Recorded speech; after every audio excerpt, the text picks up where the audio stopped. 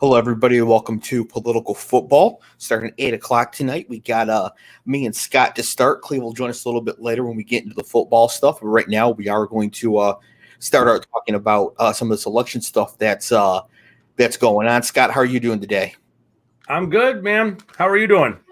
Well, that'll all depend on how some of these races turn out here, and I am not particularly hopeful. Coming into the night, I thought it was going to be a bloodbath kind of across the board. Democrats will lose both chambers. I'm still overly convinced we're going to lose the House. I am not as bearish on the Senate. However, what are your sort of overall thoughts about the elections tonight? That's kind of where I am too. I mean, I think it's going to be tough to hold both, right? So,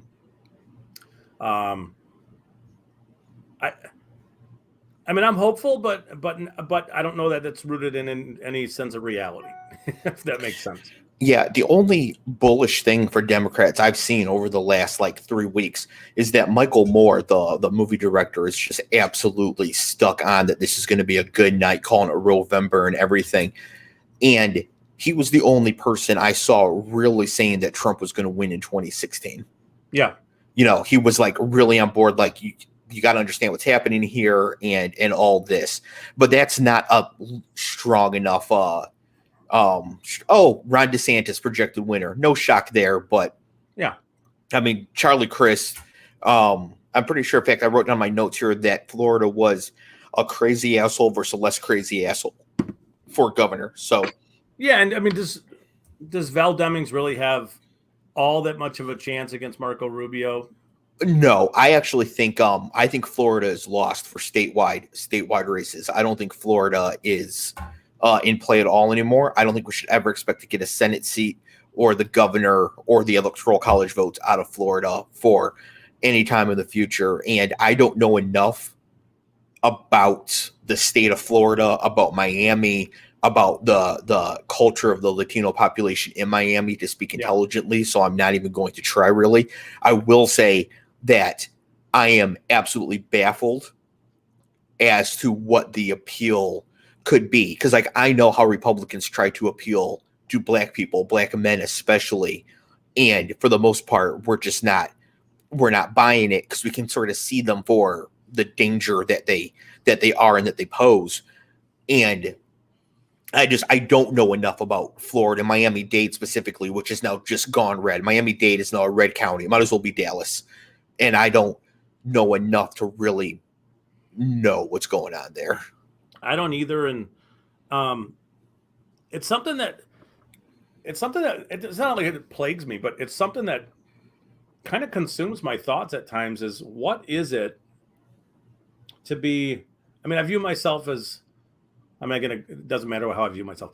What is it that a person who would be, 180 from me, what is it about their perspective or their views that makes them hold those views? And more importantly, what am I missing about those? You know what I mean? Like just trying to connect with somebody on the other side and understand where they're coming from and truly understand it. And I have a hard time with that. I mean, I do. Yes. Well, this is a thing that I talk to my mom a lot about too. My mom is my white parent, very liberal, and she just cannot understand what motivates some people who are Republican to think that way and vote that way. And the answer is very simple. It's just very hard for her, and I imagine for you and for a lot of white liberal people to accept. And that's that people vote Republican for one of two reasons. One is that they absolutely hate black people. And two is that they have been made to feel that they are lesser than somebody else, usually black people, sometimes immigrants or some other group. But that's it. They've been made to feel they're lesser, which is ridiculous. But you see this Christian persecution complex all the time. Yeah. The war on Christmas, these sorts of things like that. Or is this the most often case? They just hate black people. And one of the big successes of the 1960s and the civil rights movement is that people just don't talk like that in public anymore. but you can see it pretty clear as day that there is no room for black political power in the United States. There's no more room for it now than there was in 1968. And so you have the Joe Biden election where black people pick the president, as we have every year since 2008, and we will for every year until 2040 at least. And they show up at the Capitol ready to burn the place to the ground and murder Congress people because they realize now that black people have the power to choose the president. When Donald Trump says, "Oh, the election is rigged," he believes it because he does not fundamentally believe that black people in America should have the fundamental power to decide the presidency. And we have that now, and they can't stand it. And one thing I heard a person in the South say that black and white people in the South can get along because they have to spend so much time by each other. But what cannot be tolerated is any sort of black power, especially black political power. See, I hear what you're saying. I mean, it's totally valid. Like, I mean, it is. But there's a utopian. Maybe this is my issue more than anything, is that I have this maybe unrealistic perspective that people vote certain ways, not necessarily because of that malevolent stuff, but I just can't reach to find what it is like. It's something that it just consumes me. Like, what am I missing? Yes, but the thing is, not that I want to change the way I view things. It's just, yes, I want to understand. Well, I can sort of explain, like, that's not just an opinion, right? We can look at data and demonstrate that this is just a fact. So a lot of times when white people, especially like white liberals in media or something like that, are trying to explain why white people do something and they don't just want to say because they're terrible racists, which is the reason somebody votes for Donald Trump, they come up with all these other reasons. It's the economy. You'll hear that this time. Oh, everybody's concerned about inflation. Well, here's the thing. Black people are also concerned about inflation, but you don't see a bunch of black people going to vote for the GOP and not citing it as a reason. They say, oh, it's an education divide. College educated voters are more likely to be Democrat. Well, that's true, but non-college educated black people still overwhelmingly vote Democrat, right? Yeah. They say, oh, it's a rural thing, people in rural communities. Well, when you look at rural communities in the South, the black communities vote overwhelmingly Democratic, even though they're not in cities. Like, I wouldn't know their culture really. I don't know the South or the rural or farms or nothing, right? My mom's a Uper. I'm from Ann Arbor. I don't know nothing about that, right? Yeah. But the UP of Michigan, which is all white people, is very Republican, and then like black rural Alabama is very Democratic. But it's all just rural, non-city, so that can't be it. They say, oh, it's an education thing, but again, at all income levels, black people tend to vote more Democratic, overwhelmingly Democratic, and more Democratic than white people at the same education levels, right? It's not a religious thing. Black people love Jesus, right? They vote overwhelmingly Democratic. Like, there's only one difference between who votes for Republicans and who votes for Democrats, right? It's black people and other minorities and white people who cannot figure out how the other side is thinking, because you do not have it in you to just go around hating people for the color of their skin. It's so foreign to you, and God bless you for it, no pun intended. But it's such a foreign concept to you that you just cannot get it. You're like, I don't understand why anybody would think that way. But it's the overarching factor. People are going to cite inflation in this election. Inflation is not Democrats' fault or Joe Biden's fault or anybody's fault. Inflation is up worldwide. Mm-hmm. If Trump had won re-election, inflation would be up. But there's no right. But the thing is, people of good conscience and good faith, when discussing this, they already know that. Yeah. You're in Michigan. You got Prop 3 to make Roe v. Wade the law of the land in the state of Michigan, and you've got people that's like, oh, it's so confusing, you can't understand it. I'm not sure what it says. They're all lying. They just There's a lot of nonsense going on in Michigan about that. Some of that is coming from. I hope this doesn't get me in trouble, but from the archdiocese here, it is. Yeah.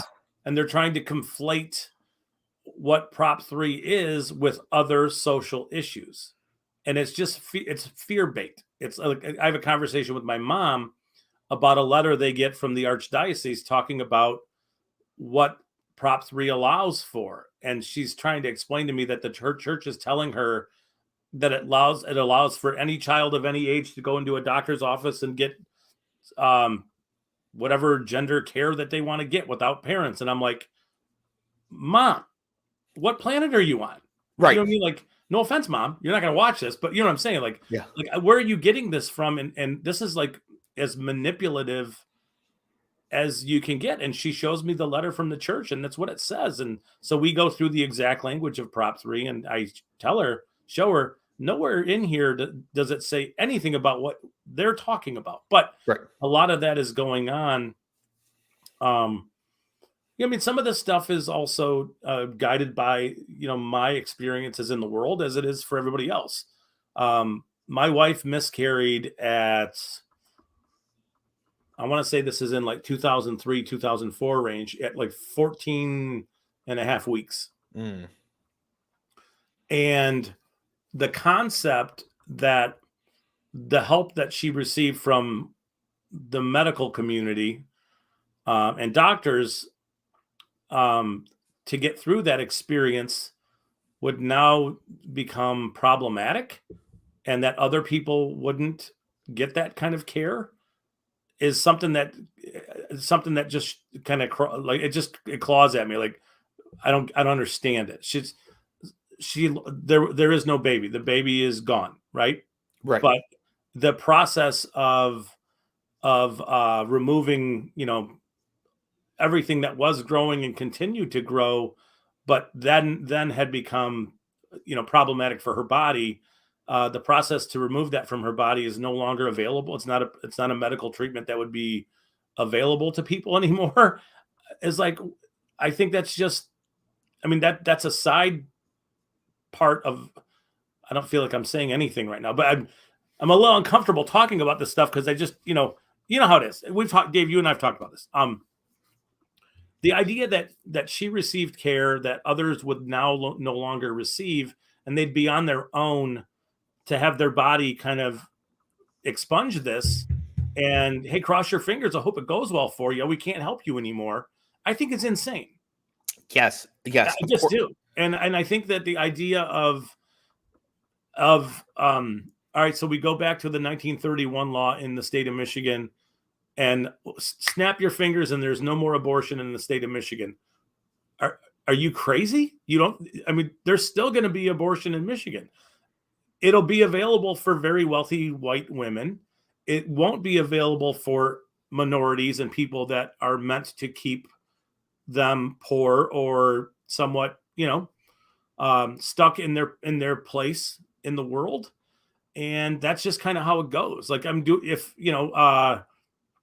if Betsy DeVos's granddaughter was pregnant and they wanted her to get an abortion, she'd be getting an abortion. Right.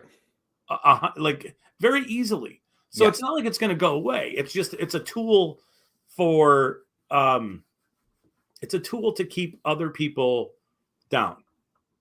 And then going from there, it's just, yeah. Some of this is complicated stuff, and some of this is driven by church-related religious things. I could go for days on that, and I'm sure you don't want that, but like, it's sinister stuff. Part of why I mentioned that earlier is that it feels like we are just so fractured as a country, and as a society, Americans are. And that hopeful sort of utopian perspective of we all just got to get together and figure it out and come together on this. And it's like, no, we're not going to. No, and but the country's not designed for that, right? The country is designed to exclude certain people. Yeah, it's actually designed to exclude most people from positions of power. Well, so you mentioned this, right? My first real eye-opening experience of what powerful people can do to to a minority group of people without power was going out to South Dakota and spending some time out on Native American reservations. Okay. Mm-hmm. And seeing what people on the reservations live like and understanding their story as to how they got there is mind blowing. They still live in a situation in which they don't acknowledge that they ever gave up the rights to the land that they originally had here. Mm-hmm. And there are like 5 states that they have large pieces of that were officially technically sold to them that they've never recognized. So all this money, and it's a lot of money, is in trust. But for them, it's not about the money, it's about the land. Right. And because it's sacred to them, which is something that's foreign to average, Scott Bischoff in Rochester Hills. It's just a foreign thing. So, but understanding that they have plenty of money available if they would just take the money the government's offering them. But no, instead they live with multiple families in small houses. I can't tell you how every winter we hear of somebody who we were at a Sundance. It's a Native American ceremony. The year before has frozen to death in his house because you can only buy oil from the tribe, and the tribe can only get their oil from the government, and the oil runs out very quickly. It's very cold out there, and if you're not prepared for it, it gets up on you quickly, and people freeze to death. People close up their homes and they go live with other people in these homes, and we're talking about 12 to 15 people in a 500 square foot house kind of thing, babies and older people and all these things. And it's like, this is how these people live. And they were here first. These are the people who have been here these are the original, people in the United States before anybody else is. And just to see what happened to them, is eye-opening. And then taking that, the next, step of, all right, well, who else is that happening to? And obviously we know. And my kids getting to see this and understand that, yeah, you guys are white boys. You live like kings. This is the other side of that. Right. And there has to be some way to bring us all together. And I understand what you're saying, that it's not meant to do that. Mm-hmm. But if we want to stand up to the words that are in that document, so I kind of laugh when people do that, is, all men are created equal. It's like, well, okay. In whose eyes? What does that mean? Does that mean women? Does that mean landowners? You know what I mean? Like, it's just, there's a lot of stuff that has, it can push you to certain places to view the world in a certain way. And I'm not saying I view the world perfectly or I'm right or wrong or whatever. It's just the views that I hold. And my view is just, I would like to be, good to people regardless of everything else. And, when I'm long gone, I would hope that people would think that he tried to do nice things for people, whether they were people he agreed or disagreed with. I just know that over the last few years, disagreeing with people has become super challenging and almost dangerous and much more mean-spirited than it ever has before. We're getting not great numbers out of Cherokee County for Raphael Warnock. The early vote is in Walker's within striking distance with the same day vote of catching what Trump did there in 2020. That's actually the first bad number I've seen for Warnock so far. And the Libertarian candidate has enough of the vote right now to where he could end up forcing this into a runoff. Because if neither candidate gets 50% or more, it will go to a runoff. And, this is an example. I think we tend to think of the people we know in our families and, their co-workers and we know they vote for Republicans, whatever, and we try to see them as them, but that's dangerous to do because you could end up with somebody like Herschel Walker in the United States Senate. And I would contend that a vote for Herschel Walker to go to represent the state of Georgia in the United States Senate is a treasonous vote. He is not qualified. He should not be there. Like, that is a dangerous thing to do. And so for him to win a primary and make it through, right, what this is saying is that the people who would vote for them, like I'm sure there are a ton of people in Georgia who are voting for Herschel Walker, who if we met them and talked to them, we'd be like, oh yeah, this person's fine. Like, whatever, we're talking shit about the Georgia Bulldogs and whatever. But from the point of view of the people that Herschel Walker seeks to harm, what does that matter? Right? Like, from the point of view of a woman in Michigan, what does it matter if somebody's pleasant at work if they're going to try to vote for Tudor Dixon to make them a second-class citizen? Yeah. And I just think in general, white liberals specifically are just not strong enough at rejecting the people who do this harm to others. Like, if you're hosting a Thanksgiving and you're going to be bringing in people that were voting this way, why? Yeah. Like, there needs to be some sort of accountability, some sort of social accountability for anti-American awful votes. If the premise of the country is that all men are created equal and we should all be equal under the law, then somebody who votes against that, like, I mean, if who was the dude who ran in Alabama against Doug Jones and lost? Was it Moore? Roy Moore. Roy Moore, yeah. He wins now. He wins easily in that election in 2022. Yeah. Right? So what's changed since then? The truth is nothing. The truth is that the people who voted for Roy Moore now but didn't then just feel more comfortable being more public about it now. Right? A lot of the progress made during the 1960s and the civil rights movement from the liberal progressive white side are very surface. Right? It's like, oh, we could all sit together in restaurants. Yeah. Right. It's that sort of thing. Which is great, but it's also very basic. Like, yeah, obviously we need that. But I feel like, white boomers especially were like, okay, well, our job is done here. Right.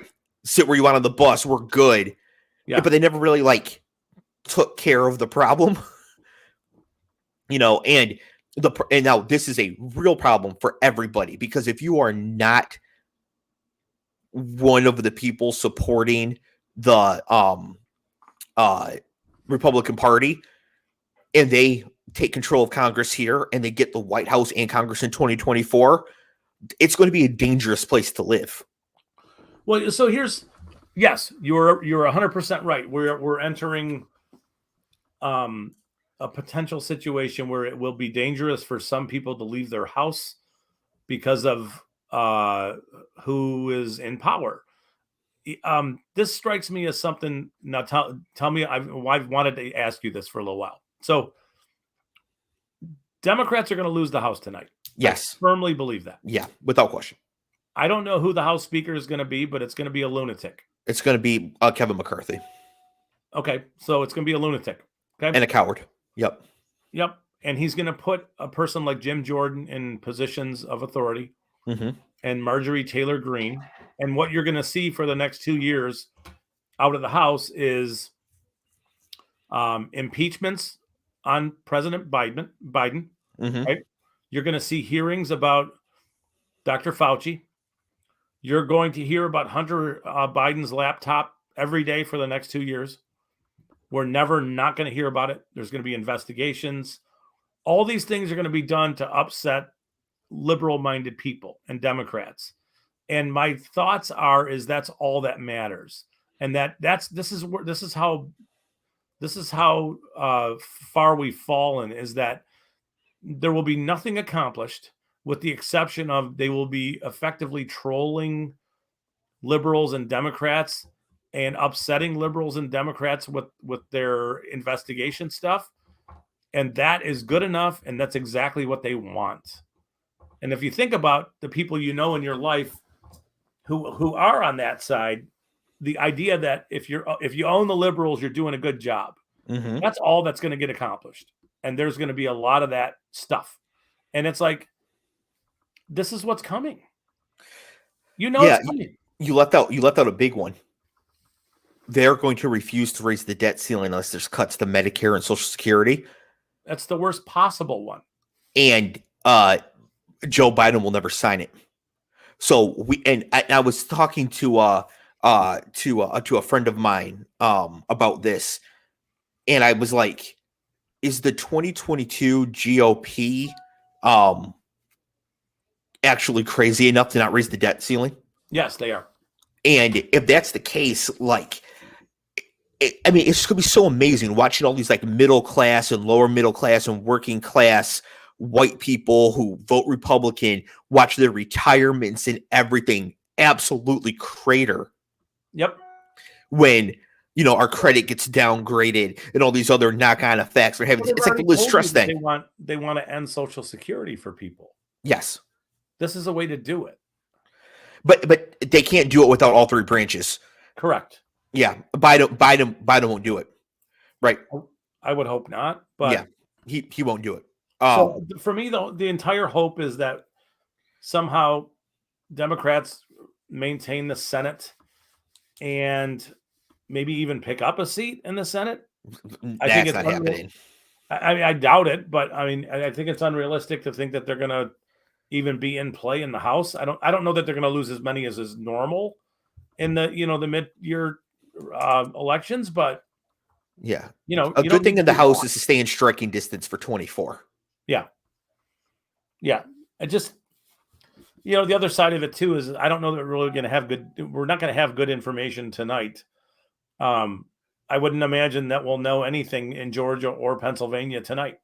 But the thing is, just like for anybody who was listening to the show 2 years ago for the presidential election, you can tell early enough which way it's going just by comparing places that are complete and the sizes of those places and turnout and that sort of thing. So I actually think we will know with reasonable certainty, and I don't think it'll take that long. They did officially project Rubio to win. Yeah. And it's like, why? This is one thing that this is a slightly different topic, but this is one of the things that drives me crazy about the Democratic Party is that they too frequently try to run people to try to win over like loose Republicans. Yeah. But those people don't exist anymore. No, that's right. Like anybody who was a loose Republican has been voting for Democrats since 2016 or 2020. They're already with us.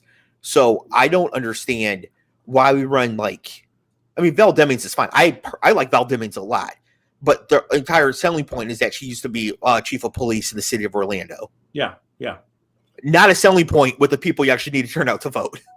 Yeah, no, I mean I liked her too, and I would think just heads up, she would be a much more country first, Florida first politician. I think she'd do a much better job than Marco Rubio. Obviously, done effectively nothing.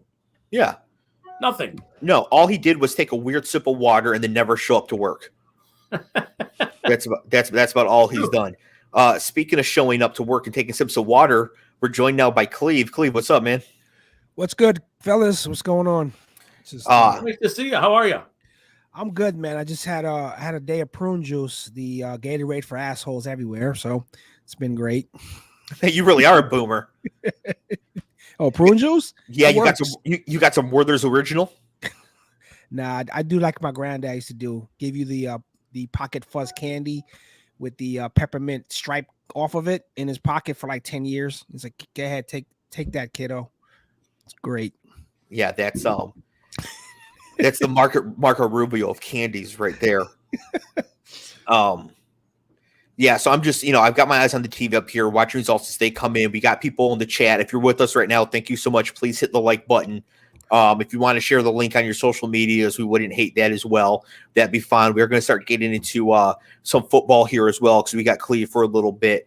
I've got like races that we're watching connected to the game, so I'll bring those up as we go through. And of course, when they get any big projections, any big news, I'll go Herschel Walker. Yeah, don't joke because he's.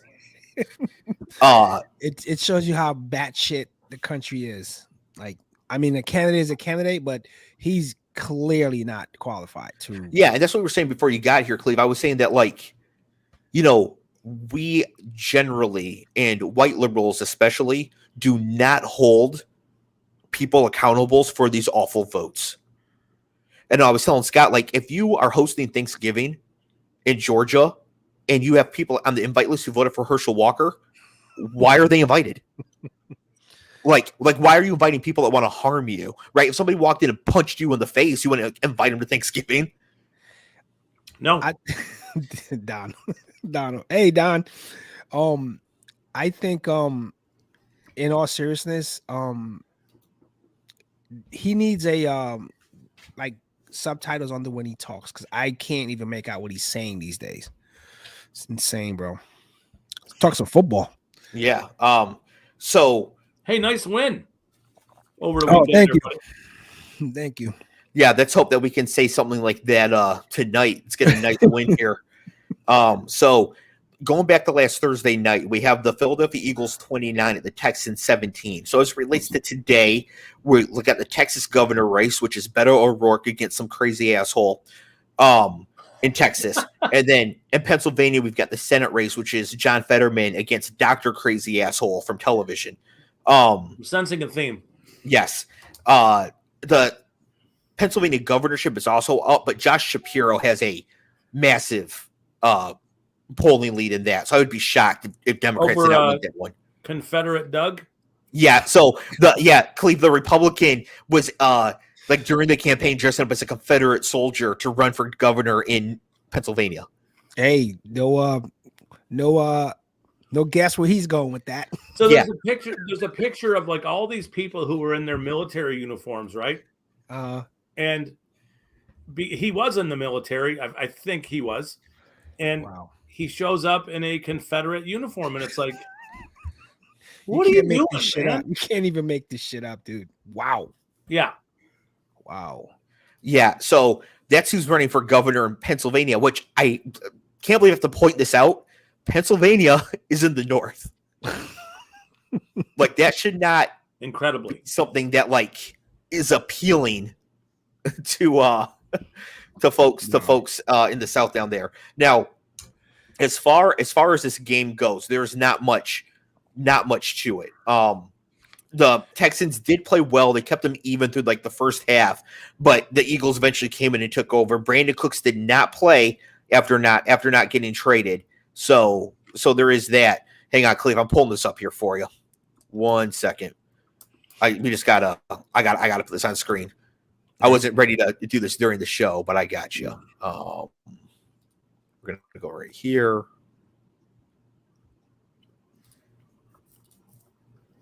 Okay. What do we think of Davis Mills in this game? I think Davis Mills has as much hope as being employed next year as Doug Mastriano. So you think they're going to go quarterback if they get the first pick? Yes, and I think that they should go with CJ Stroud. Sorry, the sex bots have shown up. The second we start talking about Doug Mastriano. Wow. Here they come. You fucking kidding me, bro? Wow.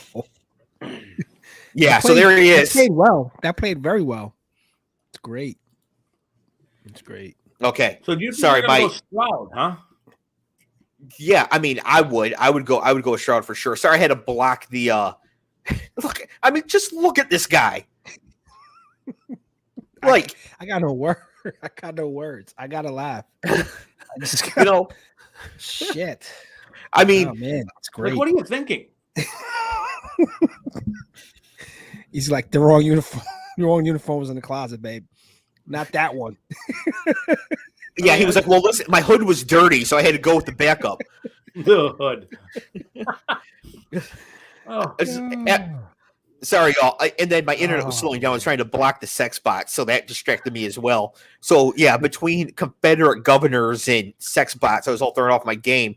Yes, I think that the Texans should go with Stroud over Bryce Young. I reserve the right to change my opinion on that. Well, I think with whoever's running the show down in Houston right now, there's no way they'll take Bryce Young. They will not. Just size-wise, he just doesn't. He just doesn't meet the requirements. Yeah. Period. So I think you're looking at Stroud or a player like Will Levis, who they'd be all over. I just, I don't want to be feeling myself too much for being absolutely correct about Justin Fields over Zach Wilson, which we'll get to. There is no universe in which you should take Will Levis over CJ Stroud. There are universes where Levis ends up being better down the road, but there is no reasonable way to project that. Am I wrong here, Scott? You're not wrong. I just think there are aspects of Stroud's game that terrify NFL people. Terrify. Well, listen, they took Baker Mayfield first overall. They could take CJ Stroud. They'll figure it out. Stroud does not want to leave the pocket. He has to be forced to. I can't imagine it's going to go well for him if he goes to a place where the offensive line doesn't give him the 4 or 5 hours that he has on every drop back when he plays for Ohio State. So it's just, there's an element of, it's not going to be quite as easy. And if you absolutely refuse to leave the pocket, you're capping your ability to make plays. But that's what he does. And there are some people who like him, but there are some who absolutely do not. Well, good thing there's a team that needs a quarterback and is a good young offensive line who should be drafting high towards the top of the draft, because I will take CJ Stroud on the Lions immediately. Okay, next game here. The game itself doesn't really matter. Colts 3 at Patriots 26. Maura Healey has won the governorship in Massachusetts. Remember that name. She will be running for president in 2024 if Joe Biden does not. She'll be in there. So the important thing about this game for the Colts, losing 26-3, Frank Reich got fired, which, Scott, you said week 1 maybe. You were on that maybe even the preview. You were like, is Frank Reich on the hot seat? And I strongly disagreed. So props to you. Thank you. You're welcome. Don't get used to it. I've never heard that before. What did he just say? And then a story that I was hoping, I don't know why I thought it could happen, but I was just hoping that for some reason it wouldn't hit Cleve's radar. The Colts, as their interim coach, have hired former center and ESPN talking head Jeff Saturday. Man. It says a lot about John Fox being on that staff and another head coach, ex-head Gus coach Bradley being on that staff, that these guys got leapfrogged by a guy who's kind of like he's a staple around the, Do you remember the Brian Flores conversation about this lawsuit and all that stuff about being passed over and all those things? Are you like, really? I mean, like, hey, let's just go punch somebody in the face with how it really is. Like, you can't possibly think that this is not. They're tanking, bro. They're tanking. They have. I know they're tanking, but like you can tank with Gus Bradley and John Fox. Clearly, yeah. It's bizarre. Yeah, the Jeff Saturday thing. So there's a couple things to this. One, he's horribly unqualified. He's only coached at the high school level. He's never coached college or NFL. Right. They're hiring him directly out of the not even the broadcast booth. He's a talking head on Get Up on ESPN. Honestly, they probably would be better off hiring Mike Greenberg. They could have got Rex. Rex sitting there. Yeah. So they fired their offensive coordinator last weekend. Yeah, like so that. Now you're bringing in no Saturday. Play caller. Nobody no play knows. Caller. Yeah, like play caller. And Paul makes a good point in chat that Reggie Wayne is on the staff. Jesus. So if you're going with like in the Ring of Honor, all-time great for the franchise, Reggie Wayne is already there. It's insane. But another thing that I saw, and I haven't been able to confirm this, and Scott, maybe you know this, but because Saturday was a hire from outside the organization, they have to follow the Rooney Rule for this hire, right? From what I understand, they do, but they didn't. No, they certainly did not. Irsay was getting his beak there wet. will be consequences to this, maybe a fine. He could have been. There's any number of things he might have been doing. Any number of substances he might have been involved in. Who knows? Jesus, allegedly. Yes, allegedly. Nah, it doesn't.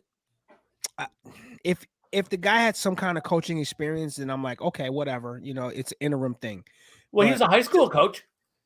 I think his last record in 2020 was 3-7. Now, mind you, being a Scott's going to coach the Lions. Being a center, isn't that like a cerebral kind of position where so maybe that's what it is, but I just don't know. Like, I don't know. Yeah, but there's a lack of cerebralness in accepting this position. No, who's going to take that? Give me a guy that was going to take that off the street. Yeah, nobody off the street should come in and be an interim coach. That's why it's never happened before. Like, it's an insane thing to do, right? Like, it's nuts. If Jeff Saturday wants to coach in the NFL, you just call some former player that you used to play with and be like, hey, can I be your assistant offensive line coach this year, offensive line coach next year, and keep it moving? They got no quarterback. The offensive line is awful. What they should have did was just have a raffle for your ticket and just call out ticket stub number, and you're the guy for the rest of the way. Could you just pull one guy out every week? All right. Number 535, you're calling plays today. Well, I want to know exactly how this went down. Was Irsay did he always have Saturday in mind? Was there some tampering here behind the scenes? Because to me, if I'm the Colts and I want somebody to come in and be interim coach for half a year and like keep things going and maybe like make a splash in something, Peyton Manning, Andrew Luck, Reggie Wayne on staff, and if you just want to swag it out, whatever Edgerrin James is up to. Yes. I mean, what is it, like 8 games left? 8 weeks? Yeah. Jesus. We're halfway through the season right now. It's like if there's like 4 games left, I get it. You're just doing something. But this guy's gonna step up with no offensive coordinator in front of a squad today that's playing on Sunday. And God help you. If you're a player on that team, do you play? Risk getting injured? If your ankle's not 100%, I think I mean, Jonathan Taylor would be fully understandable to just shut it down. Yeah, I'm like, bro, we have nothing to play for except for our checks. Right. Nothing to play for. But he's hurt, so he's getting paid anyway. So yeah, I'm not gonna risk bumming up my ankle a little bit more for what? And if you're the Colts, you don't have to play either because a torn ACL now can start threatening the next season and training camp and all that. So you don't want them playing anyways. Yeah, it's bizarre. It's bizarre. We'll see how they do on Sunday. When Steve Nash was hired to coach the Nets, Clev and I discussed that on this show, and that was just egregious. Because Steve Nash had no coaching experience, but at least he's like a Hall of Fame player, and it's basketball and whatever. In the NFL, the operation to be the head coach of an NFL team, you have to get somebody who's done it before, especially at the step. Like, there's a game on Sunday. Yeah. Like I said, John Fox is on that staff who went to a Super Bowl, right? Am I wrong? Yeah, and Gus Bradley made the AFC title game with the Jaguars. You fucking kidding me? You got something in the building there, right? Yeah. And then if you're Chris Ballard, the GM, don't you think that he's got to know that, all right, I'm out too, because he's done. There's no way I'm staying. The owner fired the owner sat our quarterback, fired our offensive coordinator, promoted a rookie who sucks. We wanted to bring back the old quarterback. The owner said no, so now the head coach got fired. Honestly, the firing was going to happen from last year when they had Wentz. Yeah, like Wentz did him in. He was the Walking Dead right after that, and then you guys give up a pick to get old man Ryan. Yeah, come on, man. Two picks. Yeah. And that's part of the thing. Like 4 years ago, they had Andrew Luck. 3 years ago, they went with Phillip Rivers. 2 years ago, it was Carson Wentz. This year, it's Matt Ryan. 7 guys. It's amazing that Reich has a winning record as a coach. They would have been better off. You missed one, Scott. Brissett. Yeah. They would have been better off Not just in, keeping Jacoby yeah. Brissett the entire time. Yes. There you go. There you go. You'd have been fine. You'd been fine right there. I mean, he still would have been fired this year, but it would have been much less embarrassing. Yeah, we got confirmation that Marco Rubio has defeated Valdemis in Florida, which no shock there. Cleve, Florida is a lost cause now. There's just there's no winning statewide in Florida. You mean DeSantis, right? No, DeSantis is for governor. Rubio for Senate. DeSantis won as well. Okay. Yeah. So Florida is a lost cause. We need to start viewing Florida like we view Texas. Like it's just gone forever. Speaking of gone forever, Packers 9, Lions 15. Good win for you guys. Good win. Yeah, it was a pretty good win. What were you saying, Scott? A win is a win. Yes.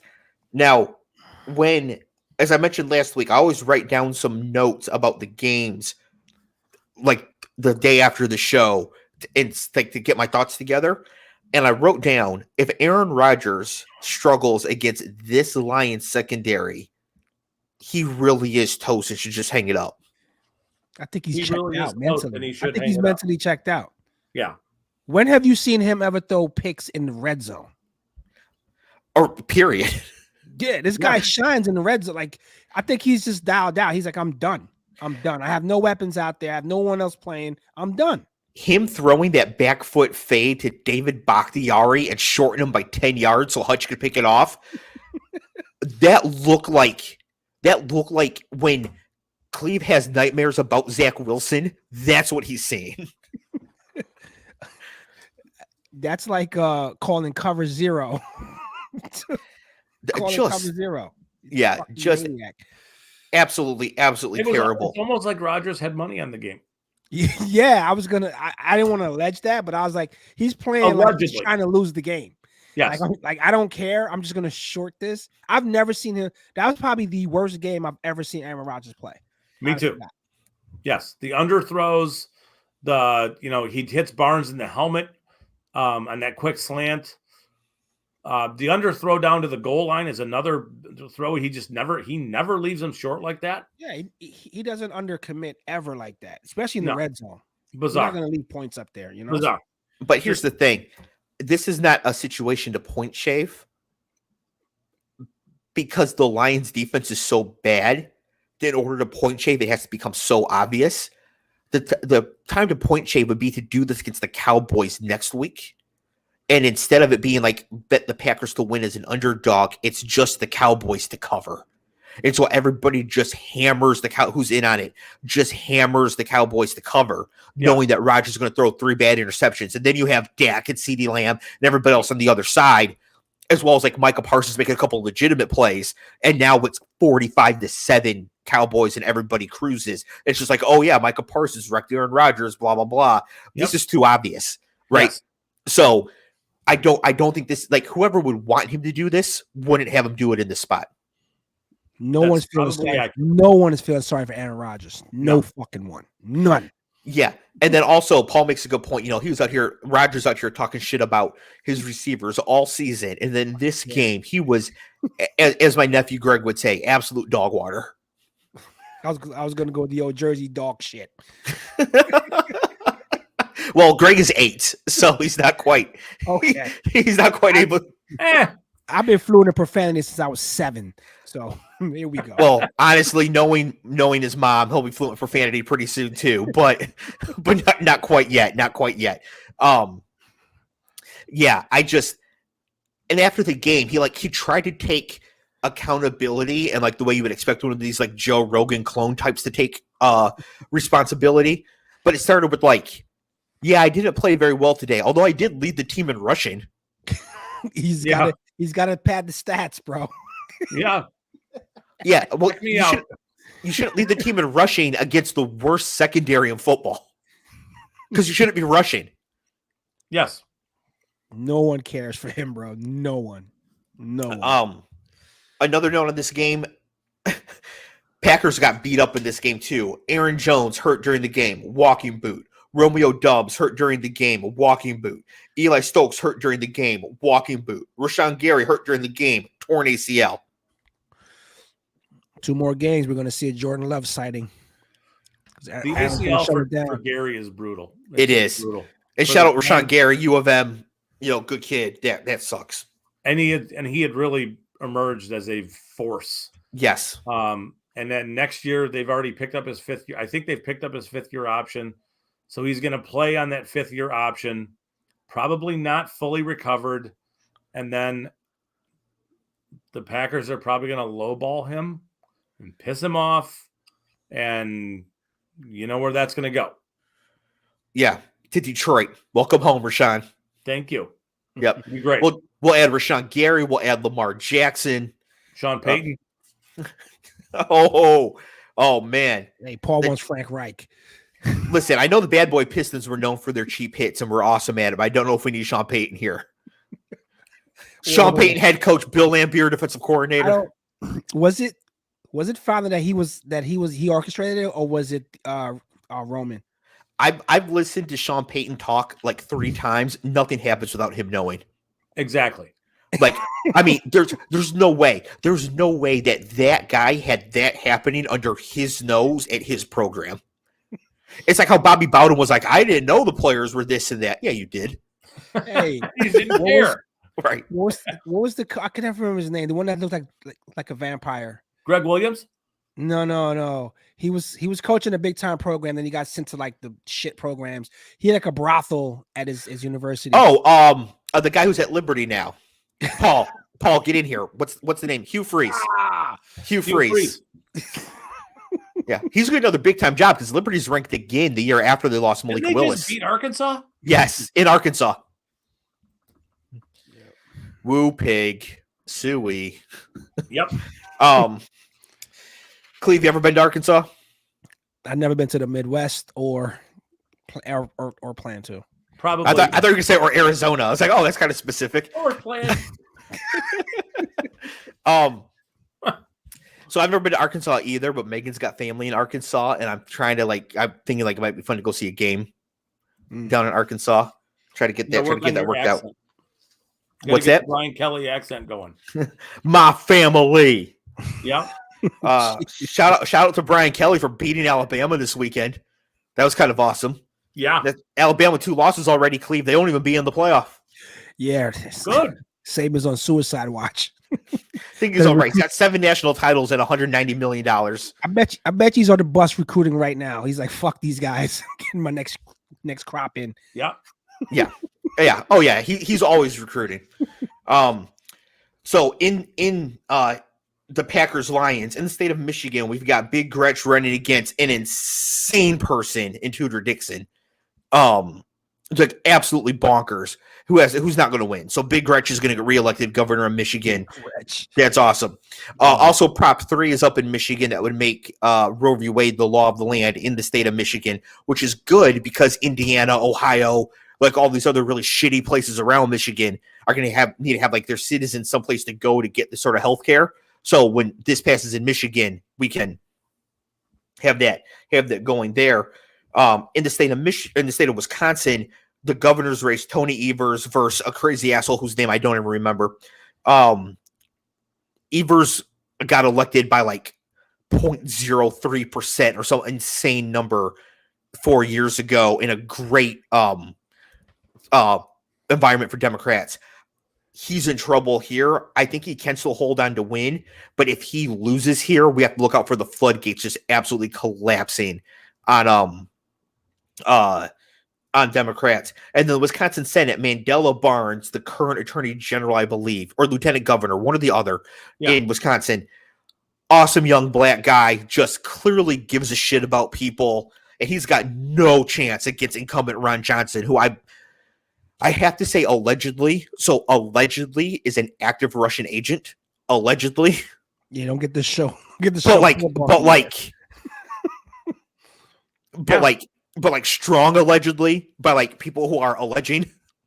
You see what I mean? Like I'm not even alleging it. I'm just saying that it is alleged that he is a active Russian agent. He was in Moscow on July 4th in like 2018. On July 4th of all he days. He was great with a bunch of others. Yeah. How's Mandela Barnes doing? Oh, he's got no chance. Against Ron Johnson, it's over? None. I mean, if Mandela Barnes were to win this election, we're going to get 54 seats in the Senate. We're going to hold the House, right? Like, this would be like the most insane outcome. Mandela Barnes is not going to win, which sucks because he seems really great, and I'd really like to have him in the United States Senate. Like, he seems like a really, really good person. Not necessarily the best people, especially politically. Rams 13 at Bucks 16. Tom Brady, 44 seconds, last second comeback. Now, my note for this game was total fail bowl. Did either team look better at all? And then I answered it with no. I mean, you Brady in his last drive was brilliant, but they didn't even protect the sidelines. Like, this guy had the entire field available to him to throw to. They didn't even protect the sidelines. So you guys think the Rams are going to implode? It's a fire sale. I think they've already imploded. Can you see Aaron Donald quitting like now? Like, hey, I'm done. Yeah, I mean, like, what are you playing for? He could have went out a winner. And they had to beg him to come back for that. I don't know what you're playing for anymore. Stafford looks injured. They got nothing going on. That offensive line sucks. I mean, it's great. We talked about it last week. It's great if you're a Lions fan and you're looking at, that first round pick that you've got from them this year. That could end up being like a top 10 range pick. It could be in the 20s too. We don't know, but the Rams look broken. Two picks in the top 10 would be okay. Yeah. You take CJ Stroud and Bryce Young. Hope you hit on one of them. That's a joke. I don't want anybody to think I'm actually suggesting that. Because that's what's going to get us canceled. Not us talking about Ron Johnson and fluent Russian. My note here: the pillow soft Rams could not rush for a first down to close out the game, and then fake sharp McVay did not try and throw for the first down on 3rd and 5. Like, bro, you can't just punt the ball back to Tom Brady. No. What was the slide by Cooper Kupp? I don't know. But what was that? I'm watching. I'm like, did he get the first down? Like, was he trying to get the first down? Oh, he was trying to stay inbounds. But he did. So on that play, he got the first down, then stayed in bounds. It was the next set of downs that they got. Where another first down would win the game. Because my brain is not working great. Did anybody see what happened to Bijan Robinson over the weekend? He ran for 200 yards. Did you see the hit he took as he was trying to jump over somebody? I've never seen anything like it. I will play it for you if you'd like into the screen. It is the most disgusting looking thing I've ever seen. I don't know how he got up from it. Yeah, if you want to share your screen, go ahead. Scott, I swear, if you hold your phone up to the camera. That's what I'm going to do. Yeah, that's what he's going to do. It's political football. What the fuck you think is going to happen? What? You think he was going to use the controls? Okay. Let me know if you guys can see this. Fucking awesome. Clev with his prune juice. Scott holding up a video up. Crazy play. He's up. He's over. And his feet land in front of Keep watching. Head. Oh. Ow. Oh my God. Ow. That's from last year. That's not from this weekend. When did that happen? That happened last season. I've seen that. Jesus, that's wow. Crazy play. They made it seem like that was this weekend. No. That happened unless it happened again. But they played. Who they play this weekend? I don't know. I can't. Who was the opponent? That's insane. That's an insane hit. Jeez. Whether it happened, Matty Ice needs to pony up. Paul says Matty Ice needs to pony up for a producer. And I would say, yeah, I mean, the Matty Ice Media Network, we need the Matty Ice Media producer.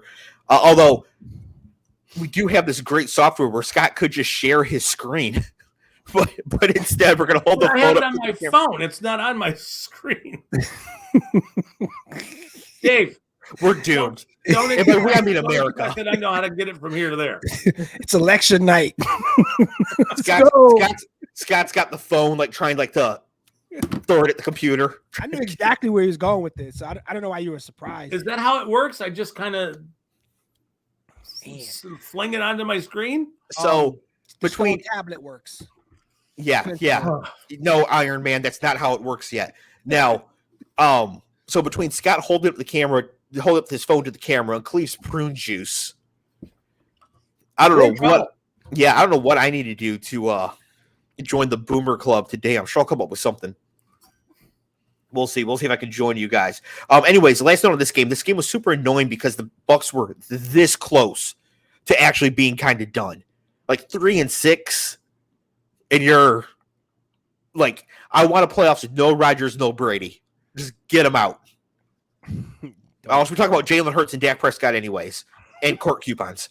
Get them out. Well, before we move on from it, that mark of 100,000 yards, I don't think we're ever going to see that broken, at least in the next 20 years.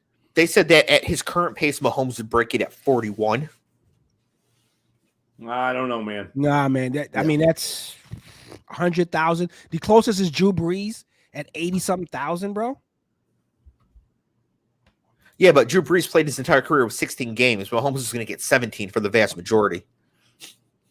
So, I mean, but he has to average. He's going to have to average like at least 300 plus yards a game for the next. No, if it's so he's 25 now, so he's playing to his 41. That's 16 years. I don't know what he's at right now. What's he at now? Like 15,000, something like that. No, he's 5 years. He's like 20. He needs like 4,300 a year on average across 17 games. That's not insane. And that's to make it at 41. If he plays the 45, we'll get there. Yeah. So we're not seeing another quarterback play the 45. I agree with that.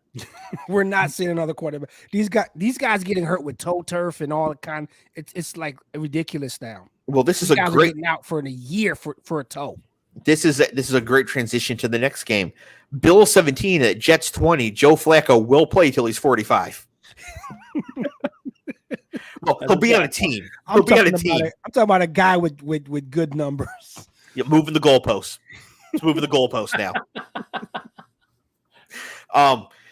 Yeah, the Bills lost to the Jets. Cleve, take it away.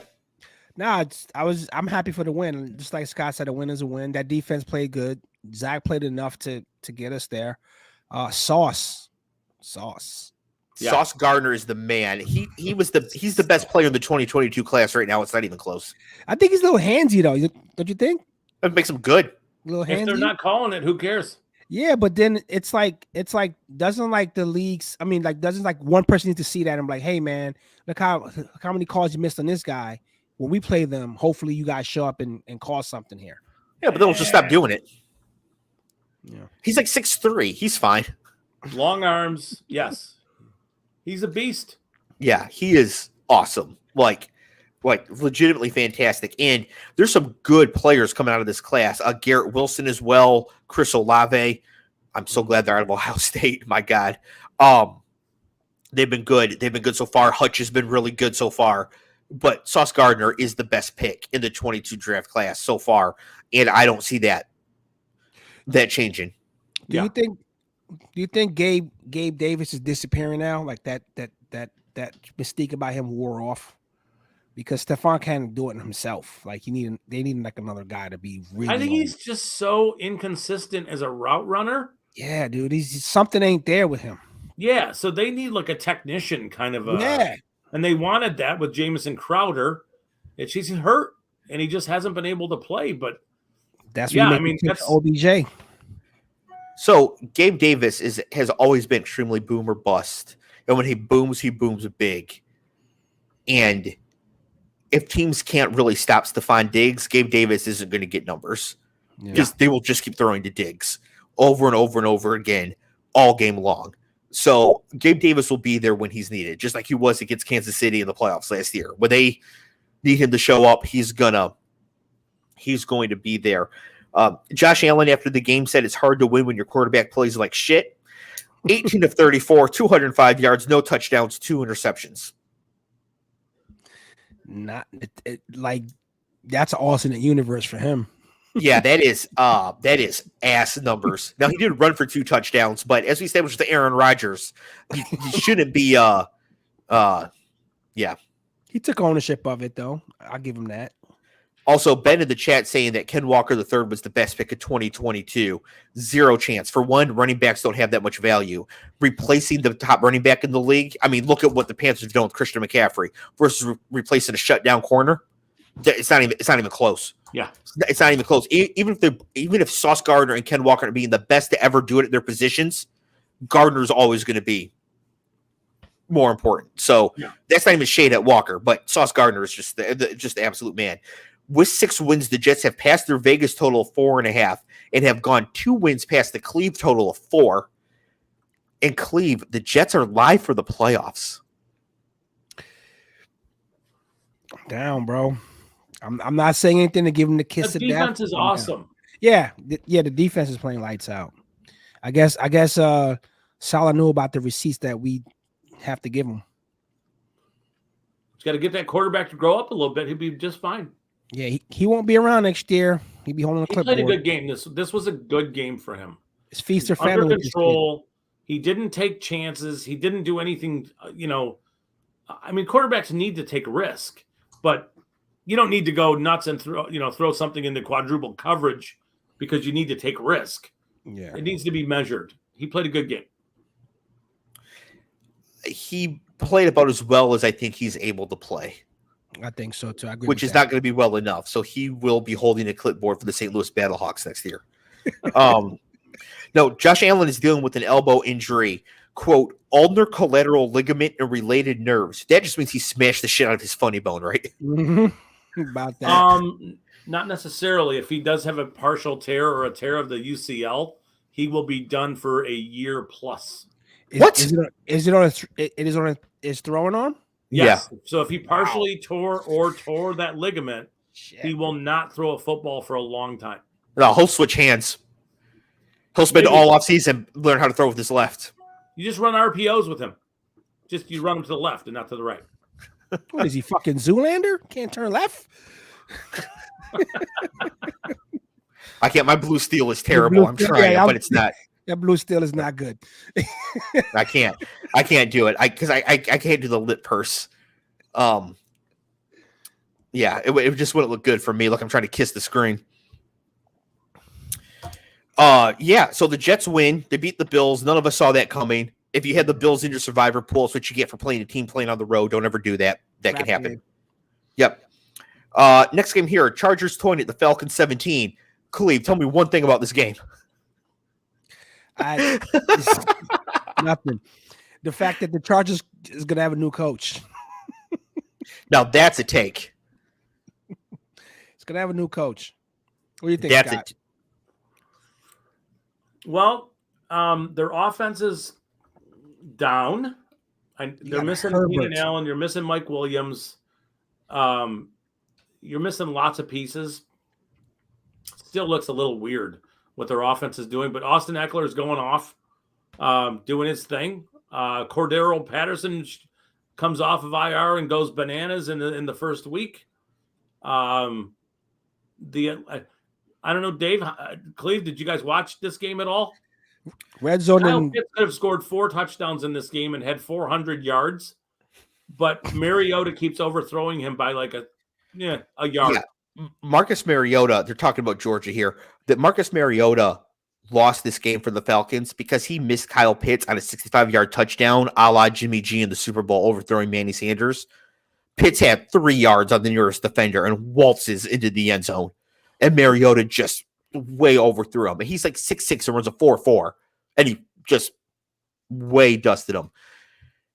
Warnock is running with the early vote in. Warnock is far enough ahead of Biden's number in Georgia from 2020 to conceivably have a chance to win outright here in the state.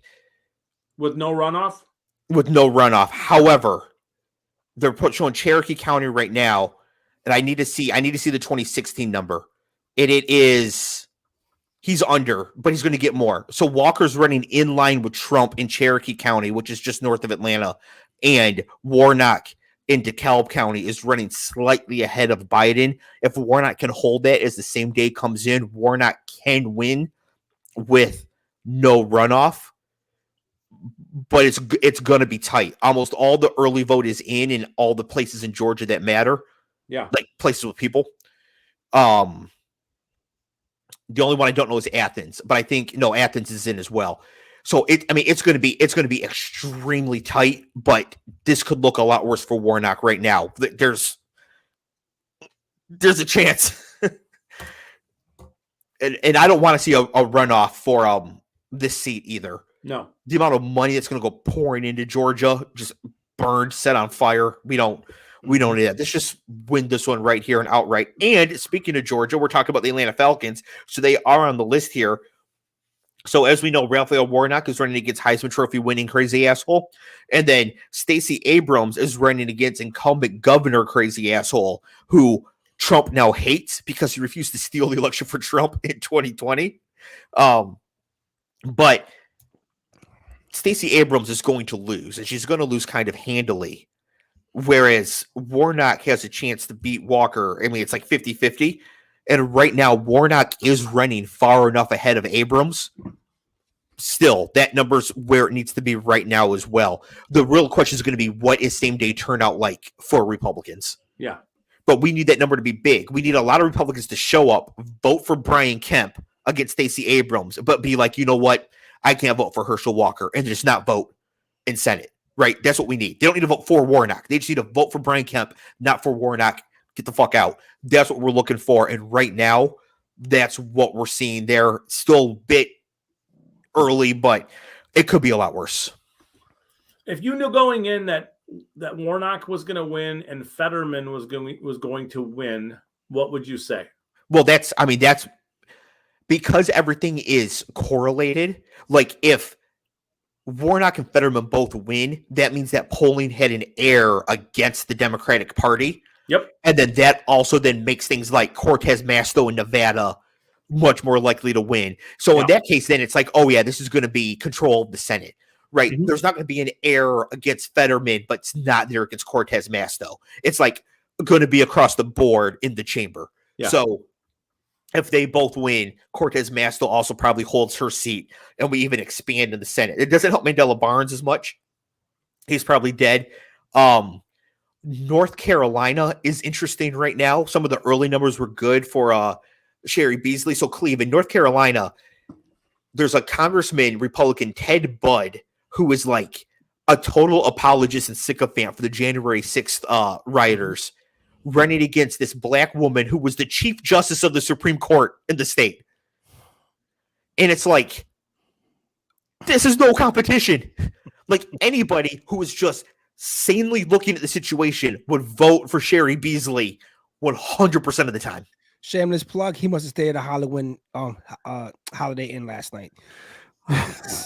Commercials. For listeners who don't know, there's a Holiday Inn on a major road here in Alexandria, right between my apartment and Cleve's apartment. And I swear to you, this place looked like an Al Qaeda base camp for like 2 days around this. I mean, this thing was just flocked with these 1-6 terrorist people. Yeah. There's a CVS right here, my local CVS I could walk to. And like on that day, I'm just all nervous and whatever. I just got to get out. I'm going to walk down to CVS. So I'm walking down to CVS. It's like they're coming off the metro station right there. And I was like, I have to turn around and go home. Like I can't just like be black walking to CVS in front of like 300 people that just stormed the Capitol, right? So yeah. And then a lot of the hotels in the area wouldn't let them stay there, but this Holiday Inn was like, no, absolutely, come on in. So yeah, so we're calling them out. All right. Ted Budd is actually, he's under Trump, which is good because in North Carolina, Hillary lost by 175,000 votes, and then Biden lost by 75,000 votes.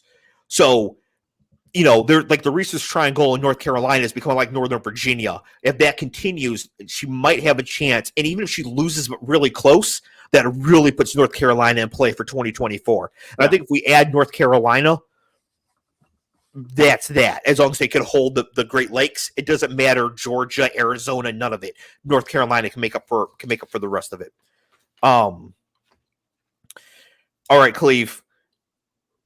Real quick, we're just going to talk about the local team here. We got the Vikings 20 at the Commanders 17. Commanders blow a fourth quarter lead to Kirk Cousins, who then celebrates by shouting, "You like that," and then dancing shirtless in a chain on the plane. This is the worst thing the Commanders have ever done to me. I did not need that image. And the fact that I have it now is terrible. And I need the Commanders to really just sell to Jay-Z immediately. Are you not a Bezos guy? I don't think Jeff Bezos can buy the team. Why? Because he owns Amazon and they broadcast games. It's a conflict of interest. Yeah. He would have to set up something. Wow. Yeah, like Rupert Murdoch can't buy a team because he owns Fox and they broadcast games. Mm-hmm. Right? He'd have to sell Amazon or give up the broadcast rights or some such. I mean, I would just buy the entire league. I would buy the league. I would buy the league. Just buy the league. Yeah, I mean, they're talking about Bezos buying the team, so I'm sure there's some workaround for this. But how many of the other owners? I'm not voting for this. Just bail on the whole Prime thing, and we're going to give it back to Fox. So but the contracts have been signed. Yeah. Contracts are done. If you're a shareholder in Amazon, you can't allow the CEO to undo this lucrative deal for your shares because he wants to buy a football team. Buy the team for him. This isn't the Clippers. Yeah. No, it's definitely. I mean, we're fucking around with it, but it's definitely a conflict. Dave's right. You just the Murdoch things. I can never say his fucking first name. That's a perfect setup because Fox, like, you can't, that deals what 10 years, whatever billions of dollars. You can't just buy the teams. However, this does set up a great season of Succession where Logan Roy tries to buy a football team. Even though I'm sure that they like broadcast games on one of his networks or something. That would be. They should do something like how Green Bay has it, where because DC's not a state really, so just have the district buy the team. Yes, because democracy is working out so well in the rest of the country, and the nation's capital, we should use it to run the football team. Hey, they don't run shit else. Doug Mastriano is going to take control of the Packers by himself in his Confederate uniform by 2026 at this rate. What do you think he would name the team? Let's spend a minute on this. What would he call the team? You got to censor. Oh, man. Beep, beep, beep, beep, beep. Yeah, I'm the Musketeers. Yeah, so here's the thing. I'm not against black people dropping N-bombs or using the N-word casually and all that. I'm not going to use it in this case because I don't want to like shock anybody who's listening on a podcast with like their kids or whatever. But that is what he would name the team, right? I think so. With a hard R too. I mean, just. Yeah, you just show up to all your games dressed in your uniform. That would be like the cheerleaders like uniform. Yeah. Oh, and by the way, Elon, me choosing to censor myself there doesn't mean I don't believe in freedom of speech, right? It means I believe in freedom of like knowing who the audience is and not just hitting them with a random N-bomb out of nowhere. Yeah. It's crazy. Discretion. Yeah. Right. And the fact that Scott can't say it also is not freedom of speech. It just shows he has good discretion. Right? Like, the freedom of speech stuff is insane. And so I don't want Elon to be watching the show because I'm sure he is and be like, oh, they're enemies of free speech because they won't just say the first thing that comes to mind. You could buy the show, though. I get a third of it.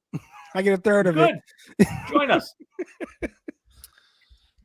Yeah, I mean, I would just have to say yes. I could not deny that to you guys or the Matty Ice Media Network, but I wouldn't work for him. No, we would sell the show. Yeah, but wouldn't he want us to keep hosting it? Like, I'd like to think we're the value to the show. Oh, did I have to get my beak wet? It's not my awesome graphics. Get my beak wet. Scott, I can't stop saying that. I love it. Right. 6 trillion. Paul says, how many times has Elon said the hard R over or under? Every time. Well, his dad was like a white nationalist, right? So he's probably, yeah. There is Elon is in my opinion, he's definitely the type to lean into it in music when nobody else is around, though. Like, he's just like waiting, and like when nobody else is around, he is just hitting them lyrics. Like he's got he's got the opening to DMX down cold. I mean, just Rough Riders Anthem. I mean, he could just the whole thing all the way through. But never in public because he's too smart for that. But he's definitely and you know what? Honestly, if he wants to test his free speech thing, go for it, buddy. You know what? You want to show you're a free speech absolutist? Right at PSX 120. Right at me. Go for it. I don't think he is. I think what we've seen the last couple of days tells you he's not. Well, no, nobody's a free speech absolutist. That's just insane. Cleve, did you see where he said that comedy is legal on Twitter, and then he says he's going to ban any account that doesn't specify they're a parody account if they are? And then banning parody accounts when they're labeled parody accounts because they're making fun of him. Dude, this shit. I don't even know what. I don't know. I don't know what's going on. It's nuts. Listen, all I need him to do is monetize videos on Twitter and make XRP the platform to pay for it. That's all I need. And then leave. And then leave it alone. Like, just make number go up huge and then walk away from my beloved social media site. Thank you. So anyways, Elon Musk and Dan Snyder, which is how I think my mind, like, that's where my mind went to get me there.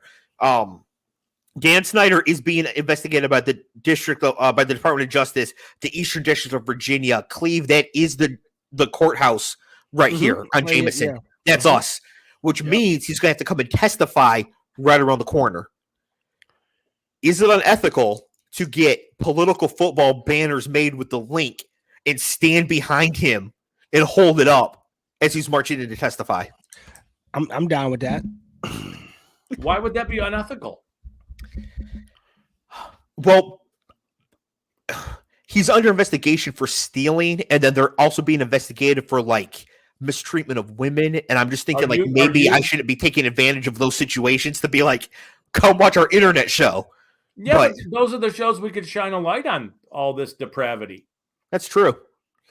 That's you'd be doing it good. Yeah, I have to think about it. He's probably going to show up in a hoodie with the old logo on it. And the new Green Bay Ers logo. All right. Justin Jefferson, 7 for 115 and a touchdown. He's awesome. Wes Moore is running for governor in the state of Maryland against like a true insane, like armed insurrectionist type Dan Cox. I mean, this dude, I'm surprised he was actually leading the charge on the Capitol. This dude is not an apologist. He is about it. But Wes Moore is going to win easily. Great young black guy, entrepreneur, author, cool dude. So that's great. Replacing Larry Hogan, who should run for president as an independent no matter what, and take all the sane Republican votes and just let the Democrat walk in. So there's no DeSantis, Trump, none of them. Larry Hogan's the type where, like, I agree with him like 8% of the time, but I could just tell he's not a terrible human being. Yeah, what of a dying breed. Yeah. So he won't be missed because we're replacing with Wes Moore, but as like in the political landscape, people like Larry Hogan are going to be missed. Two big districts in Virginia, Allison Spanberger and Jennifer Wexton are up against totally insane people. They're in like the Richmond area and outlying areas to Richmond. I'm hoping they can hang on to win. And that's it for this game. Anything else on Kirk Cousins being shirtless, Cleve? No, nothing. All right. Not too much on this game. I just want to mention one player here. Panthers 21, the Bengals 42. Holy shit, Joe Mixon. Yeah. Had himself a day. Have a day. So in fantasy, we always talk about like regression candidates, right? Players who are getting the opportunity, but then the stats don't match the opportunity that they're getting. And Joe Mixon too. Joe Mixon has always been a strong regression candidate this year because he's getting carries, he's getting goal line carries, he's getting targets, but like the numbers haven't been there, and it all hit all at once. Joe Mixon, 22 carries, 153 yards, 4 touchdowns, 4 catches, 58 yards, and another touchdown. When you don't have Chase, got to get yourself a day. Somebody had to step up. Yep. Yeah, I mean, it all just hit him all at once. So just absolutely insane. Great bounce back for the Bengals after the terrible game against Cleveland. Showing they could actually put up some offense without Jamar Chase. Anything on this game, you guys? No. All right. We talked about North Carolina Senate race already. Panthers. South Carolina, Tim Scott's already been declared the winner in his race. And then Henry McMaster won re-election as governor in South Carolina, but whatever, it's South Carolina. In Ohio, the Senate race is Tim Ryan versus J.D. Vance, who is pretending to be a crazy asshole. He's like a venture capitalist, right? Yeah. He's like a VC guy who's pretending to be a Trump guy after he didn't like Trump. Anyways, he's going to win because Tim Ryan is trying to get Republican votes instead of doing the Sherrod Brown thing and just being awesome and getting Democratic votes. So J.D. Vance is going to win there. Next game, Raiders 20, Jaguars 27. The Raiders blow a 17-point lead for the third time this season. Before this game, I said the losing team could be picking in the top 5. Scott, will the Raiders be picking in the top 5? Probably. Will they be one of the first 5 teams to pick? Because I know Houston's got a couple in there. Yeah. They could be. I mean, they really could be.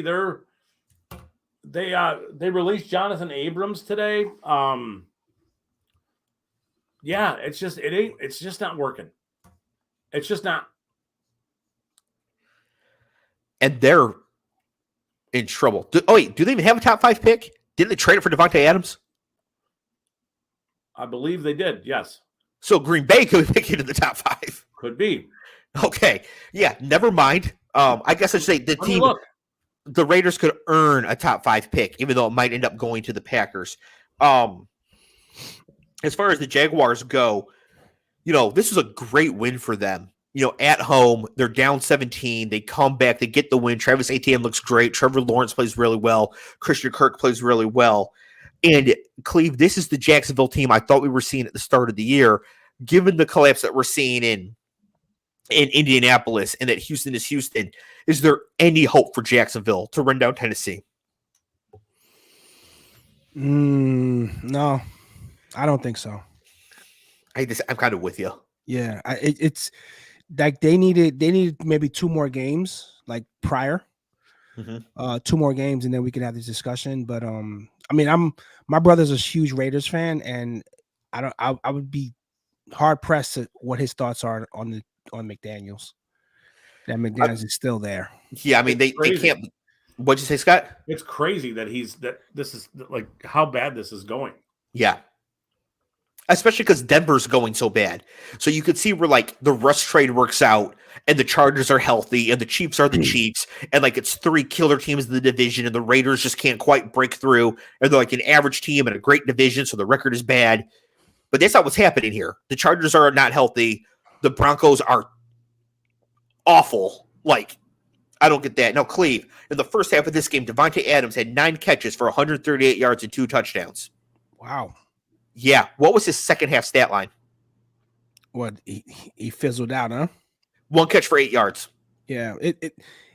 I don't know if it's the play calling. I mean, Carr definitely looked in the presser. He definitely looked deflated, like something ain't working. But I need more quarterbacks like Rodgers who's going to just say something. Who's going to say, you know what, man? I thought we were in a better spot. What's going on? Because, yeah, you blow a 17-point situation. It's insane.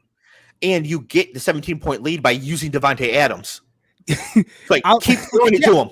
Unless he's saying, hey, man, my ankle's hurting. Don't throw it my way. Bro, I'm going to feed you this ball until you like it. Right. Devontae Adams should have 30 targets a game. Yep. And everybody else get something when you can. Yeah. I mean, no, you got to feed the ball to Mac Hollins. Hey, his mom was watching. Yeah. Kay Ivey has been reelected governor of Alabama. What happened is the Raiders gave up picks 22 and 28 in last year's draft for Okay. And the Packers took Quay Walker and Devontae Wyatt, I believe. Yes, that's right. Okay, so the Raiders do have their own pick this year. Yes. Okay. Well, good for them, at least for that. Who knows which way they'll go? They need a quarterback. They need defensive help. They need pretty much everything but a wide receiver. And whatever position King Coulter plays, I guess they're okay. All right, Cleve. It's time for your worst nightmare. Uh-oh. Oh, wait, sorry. One last thing. Nevada, because of the Raiders. Nevada Senate. Catherine Cortez Masto is running against Adam Laxalt, former Attorney General or Lieutenant Governor, I think Attorney General in Nevada. Adam Laxalt has always been crazy. He was crazy pre-Trump. I lived in Nevada in 2013. He was crazy then. He's got a real chance to unseat Catherine Cortez Masto. This is a huge one. We absolutely have to hold the seat if we're going to hold the chamber. There's no realistic path to holding the Senate with losing Nevada. So, like, you got to have it. You got to have it. We already touched on Florida. All right, Cleve, worst nightmare. We have to talk positively about Tua and Justin Fields at the same time. Dolphins 35 at the Bears 32, and I'm ready to declare myself correct in this argument. Justin Fields should have been the second overall pick, regardless what team was picking, in the 2021 draft behind Trevor Lawrence. Without question. I said it at the time. I've said it ever since. He should have been the pick. And if it was a pick at 2, he should have been the pick at 3. If it was a pick at 3, he should have been the pick at 4. Like, the Broncos passed on him. The Panthers passed on him. The Lions passed on him. Yeah. It's terrible. This dude is the real deal. Yeah. And he's only getting better. He's on the Jalen Hurts track. He's only getting better, but he's doing it faster with worse coaching. I think I'm convinced now that the situation with Nagy set him back. It set him back like 2 years. It literally set him back like 2. They should have he should have been set up better. And I think any other landing spot, he would have been set up better and been more ahead. But I was actually thoroughly entertained by this game, by both these quarterbacks. Yeah. I was very entertained. I honestly, I was like, wow, Tua looks fucking great. Like, the team plays well with him. They respond to him. He's, for a guy who got concussed twice, a couple weeks ago, well, a few weeks ago now, he was playing like with no fear. Like he was in there. He wasn't running wild, but he was throwing, and he was getting those balls in. So, pause.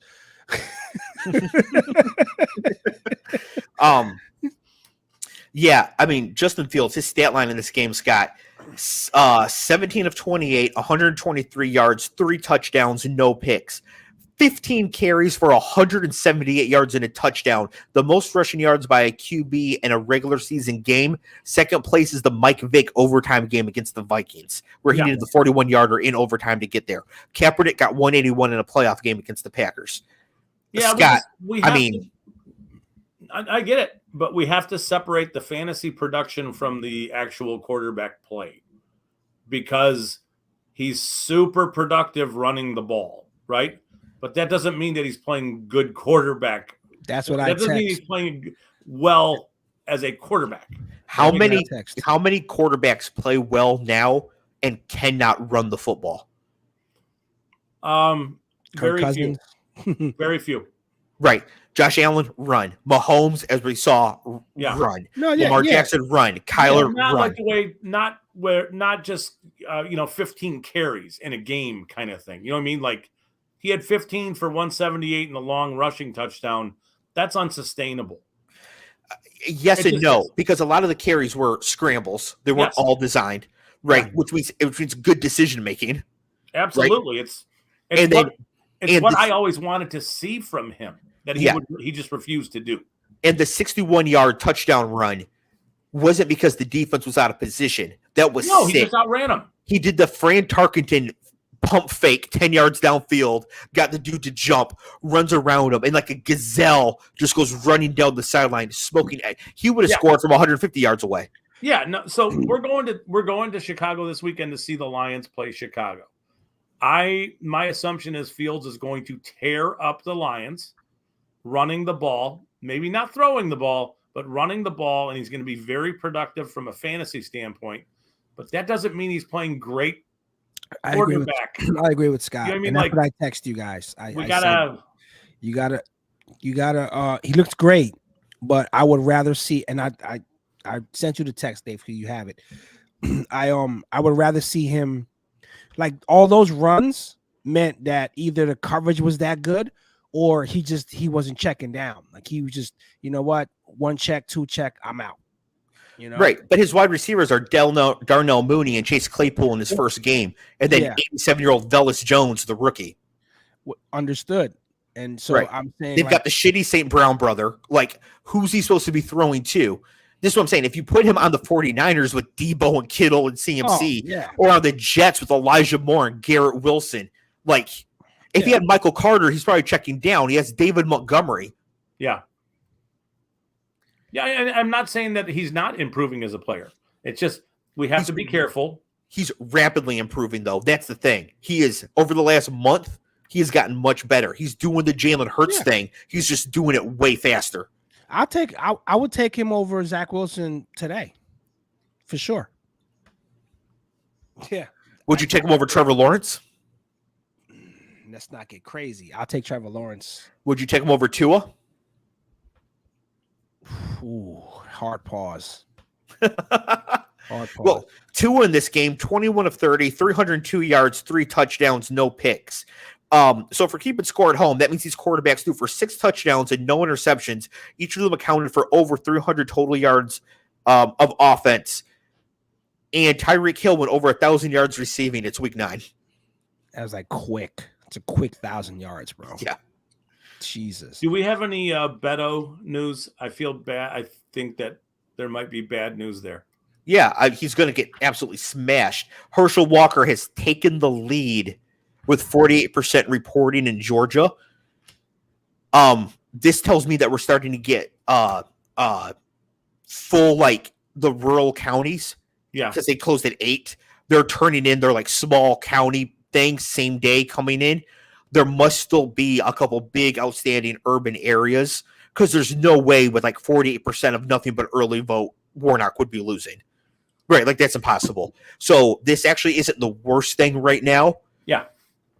But it also means that like Savannah or somewhere if that's still outstanding is going to have to come in strong for Yeah, but isn't there a bunch of vote that has not been counted yet like before today? Yes, but that'll come in like 2:00 in the morning kind of thing. Yeah, I think so. Like it's going to be close. It's going to be so close in that race, and we really want Warnock over 50%. Yeah. To close it out. As far as Beto goes, I mean, Democrats just love running these superstar losers, right? Beto O'Rourke can't win shit. Stacey Abrams can't win shit, and I like them both, but they can't win shit. Like, what even is the point? Like, why don't we just put them in the administration? Why isn't Stacey Abrams on the Supreme Court? Like, why are we even bothering running, in these situations where they can't win? Meanwhile, Beto's like super talented and awesome, and he's not doing anything but campaigning, losing campaigns all the time. Yeah. Speaking of losing campaigns all the time, Cliff Kingsbury, Seahawks 31, Cardinals 21. The Cardinals had a really incredible pick 6 to keep this game somewhat close. This game was not actually that close. Cleve, did Geno Smith put the final nail on Cliff Kingsbury here? I think so. I think kind of telling him to calm the fuck down did. But yeah. Sorry, my chair's acting up tonight. Yeah, I can't see any scenario where he survives after this season. I just can't see it. Yeah. I don't think he survives during the season. I think they're just waiting for the cameras to be there for Hard Knocks so they can cut him off clean on camera. They got the Hard Knocks next year? Good. That's coming on. They got the Hard Knocks now, like tonight in season. Oh, they kept up that thing where they was it's the Cardinals. It starts tonight. Wow. No, why you would launch it on maybe it's Friday. I don't know. Whatever. It's this week. So damn, we should have had to calm the fuck down week to start it. That'd be great. Yeah. That actually, Kyler should just get a shirt that says that and then just wear it always on camera.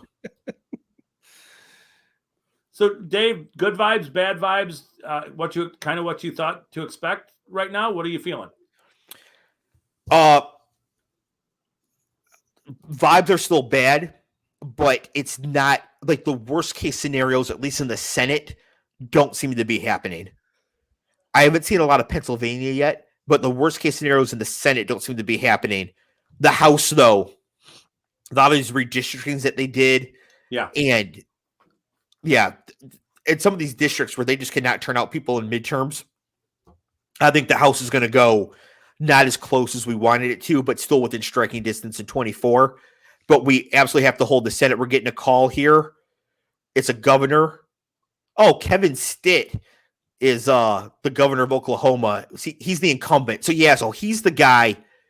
Oh, he did something during COVID. He did something with the mask or something. I can't remember. Either way, it was terrible.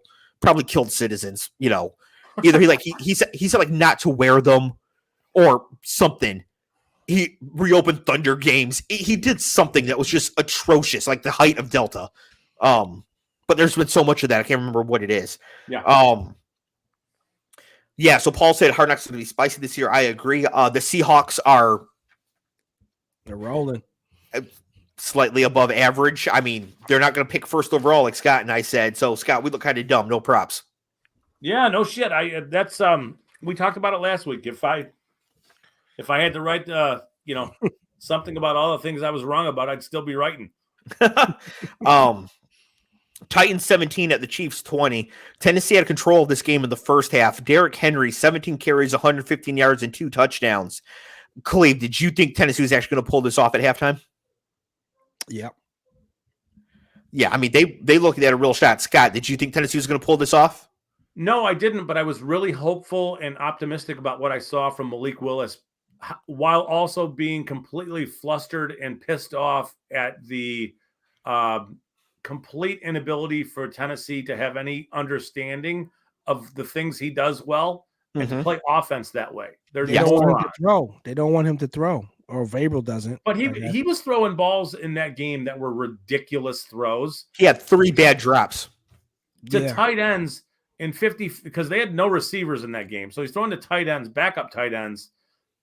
He was throwing the ball to great leverage spots on the right shoulder. I'm talking about down the field. But they refused this. They ran this a couple times. They ran RPOs with Derrick Henry, and Willis would hold one and run it for like 15 yards. And then the next play, they'd run the RPO to the same side, and Henry would bust one off for 15, 20 yards. Yep. And then they would just go away from it. Like, it worked, but I'd rather run for 3. And it's like, what are you doing? So I thought Willis looked really good. Again, biased. I want him to look good, but I thought he did look good. He looks very fast.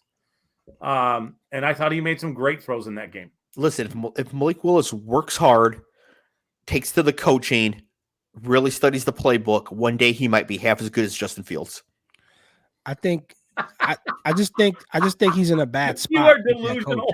I think he's in a bad spot with that coach, with Vrabel. They don't seem to understand the things that he does well. Yeah. Vrabel showed his hand in the preseason when he said he didn't want him to throw. Like, he wanted him to run more. Yeah. Whatever it was. I'm like, you showed your hand. Yeah, he was frustrated that he wouldn't just hang in the pocket. Yeah.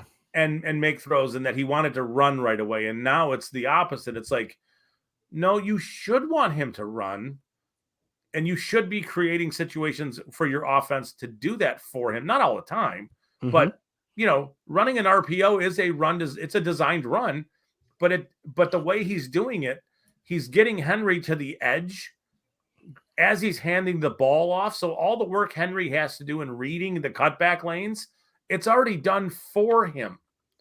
And it's because Willis is doing it so efficiently and with such pace. And, does it make sense what I'm saying? Yeah. Yeah. Well, Dave and I understand football.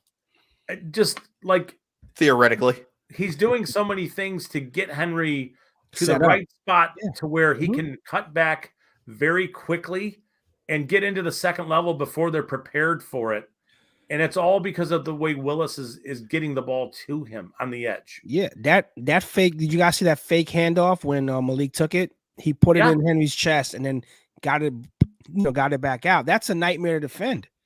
Yes, and you ran that once or twice in the game, and then you went away from it. So I'm like, what are you guys doing? Yeah. Got some numbers updates here. Vibes are now bad in the Senate. Not terrible yet, but we got Fetterman at 54% with 27% reporting. It depends where that 27% is. If that doesn't include any of Philadelphia, then whatever.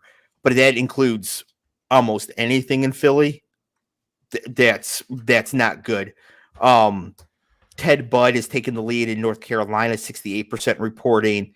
Walker's still holding the lead, but under 50% with 64% reporting. But that, if there's no outstanding big like city vote still to come in Georgia, that's a awful sign for Warnock, and even holding Walker under 50. Still, without being able to see exactly where the vote's still outstanding, but that's not what we want. We'd want Walker at like 49.1. We want him down a little bit further than that. Now, maybe there's a whole bunch of Cobb County same day that doesn't come in. Well, that will be more Republican than normal in Cobb County. It's still going to be overwhelmingly Democratic. So maybe there's still something there. But as of right now, I mean, Mandela Barnes is at 52% with only 30% reporting.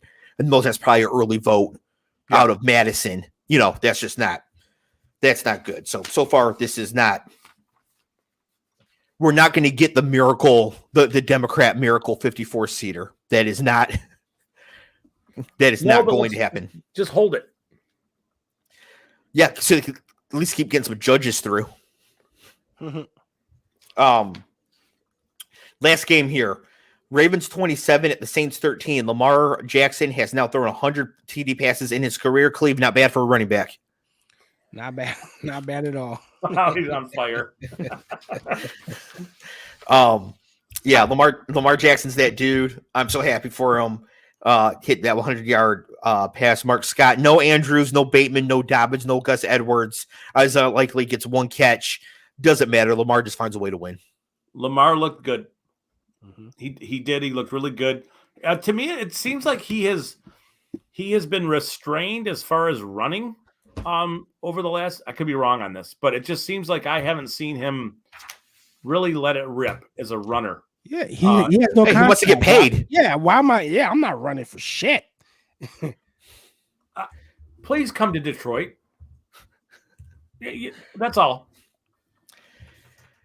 I mean, I'll have to quit my job as a hotel concierge because I'll never wear pants again. So I have to come up with a work from home plan. But I would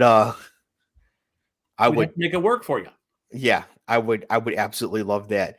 Could you imagine how insufferable this show would be when Lamar Jackson's just ripping off wins for the Lions and the Jets are stuck with Zach Wilson year 3? I hope it happens. No offense, Cleve. That would be pretty bad. Cleve, I wrote down here that the Saints are the most just kind of their team in the league. Is there another team in the league you think can compete with that? Just kind of there? Yeah, like they're just kind of a team. I mean, the Browns are like that. Just kind of there. Yeah. Just taking up space. Yeah. You know, they got a couple of pieces, but just that defense is okay. But yeah. Yeah, no, I agree. I don't have anything to say about the Saints. They're not interesting. They're not going to make the playoffs. Olave looks good. Chris Olave looks awesome. Yep. Yeah, maybe eventually they'll get a quarterback to throw him the ball instead of Andy Dalton. I can't believe he's still in the league, bro. The red rifle, baby. Can't believe he's still in the league. Yeah, the Chargers too, bro. I agree, Paul. They're kind of there, right? Yeah, Chargers are just kind of there right now. But that's due to like injuries. I guess the Saints too. Yeah. You know, they don't have Jameis, they don't have Michael Thomas, they don't have Marshall Lattimore. So they're missing a lot of people. All right, that was the last game. We'll take a look at the schedule here real quick. Cleve, I know you might have to bounce. That's fine. I might try to get a rundown here of where these current numbers are at, where stuff is outstanding. All right, Vegas on the TV. Let's get some Nevada news. All right, Thursday night, Cleve, are you ready? Yeah. Okay, clear your schedule. Get ready. Falcons at Panthers. Nope. Moving on. Nope. You don't want to watch Cordell Patterson and Dante Foreman each get 30 carries? I don't even want to talk about it. Let's move on. Let's go. Nothing to see here. First game ever in Germany, in Munich. Seahawks, Buccaneers. Moving on. Let's go. Yeah. Well, shout out to Germany. Yeah. Awesome place. Loved my time there, and they love NFL football over there, so that's awesome. I'm happy for them. Scheduled a dentist appointment during this game, though, so that should tell you what I think about it. Damn. Lions at the Bears, as Scott mentioned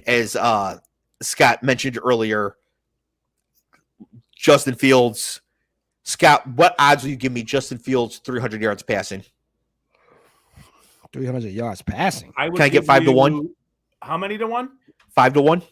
Absolutely. Okay. On $1? Sure. All right. If Justin Fields, I'll throw you back the favor. What is the over-under on rushing yards? You know what? I think he's just going to be able to pick the secondary apart, and he'll only run a couple times. So I'll take the under. Whatever the prop is, take the under. That's my advice. Let's just say 50. 75. I'll take the under on 75. Okay, you get the under on 75 and the under, and I'll take the under on, what did we say? You have to keep track of this. I'm not going to remember. Yeah, I got it. You're going to owe me $10 when after the game. $1. No, you gave me 5-1, so you're going to owe me $5 when he throws for over 300. Yeah, he ain't throwing over 300, bro. Collect your money. Yeah, Scott. it never entered my mind that that's a possibility. So I am banking on getting that dollar. Scott's going to be at this game cussing. Scott Jr. is going to be like, Dad, can I get a helmet ice cream? You're going to be like, no, son. I have to give Dave this $5. Listen, because Justin Fields has 400 yards passing in the third quarter. There's no way he throws for 300 yards. You're going to have to remind me next Tuesday that we actually did this. Well, we have tape. Yeah, roll tape. It does exist. Browns at Dolphins. More Tyreek. Oh, Cleve, here you go. Broncos at Titans. That's a fun one. Can Derrick Henry get rid of Nathaniel Hackett for us? Probably not, but that'd be nice. Oh, Vikings at Bills. That's a fun one. Assuming Josh Allen plays. Because that's what 6-2 against 7-1. Yeah, that's exciting. Be a good game. Yeah, that'll be a good one. Texans at Giants. Giants are we mentioned this a couple weeks ago. Their easy schedule coming up, so the Giants can just keep it rolling here. I think that's the time I'm gonna match some socks. Jaguars at Chiefs. You gonna wash your hair? Jaguars at Chiefs. Oh, that's awful. It's awful. So Kadarius Toney had 2 catches in his first game back after his hamstring was magically healed. Now we have a projection for governor. Kristi Noem reelected in South Dakota. No shock there, but another just absolute winner. Oh, what a marvelous human being. Right. And the guy she beat looks kind of like Paul, actually. So and that's about all I know about that guy because he was never going to win. A Democrat in South Dakota. Yeah. You might as well run as a Confederate in Pennsylvania. Got to wear the uniform. I think that's happening. Saints at Steelers. Who cares? Oh my God! There's only 3 games in the 4:00 window. One of them is Cowboys Packers. Wow. Which the Cowboys should murder them. It is at Lambeau. Cardinals Rams. Oh, that's awful. And Colts Raiders. Hey, Jeff Saturday makes his debut. He did say on Twitter last week that the Raiders look terrible. Like, that was the entire tweet. The Raiders look terrible. I'm sure before he knew he'd be taking the Colts job. So it'd be kind of cool if the Raiders came out and did just put up like a 41-3 win. They just put the tweet up on the scoreboard. Steve Kornacki from MSNBC is saying, this is from Seth Abramson, is low-key implying on NBC that the Democrats really could hold the House tonight. Again, it's very early, but Seth Abramson is saying he's stunned that Steve Kornacki would say this. Okay, Seth Abramson. I don't know any of these people. So Seth Abramson is insane, but he's also good at giving out information like that.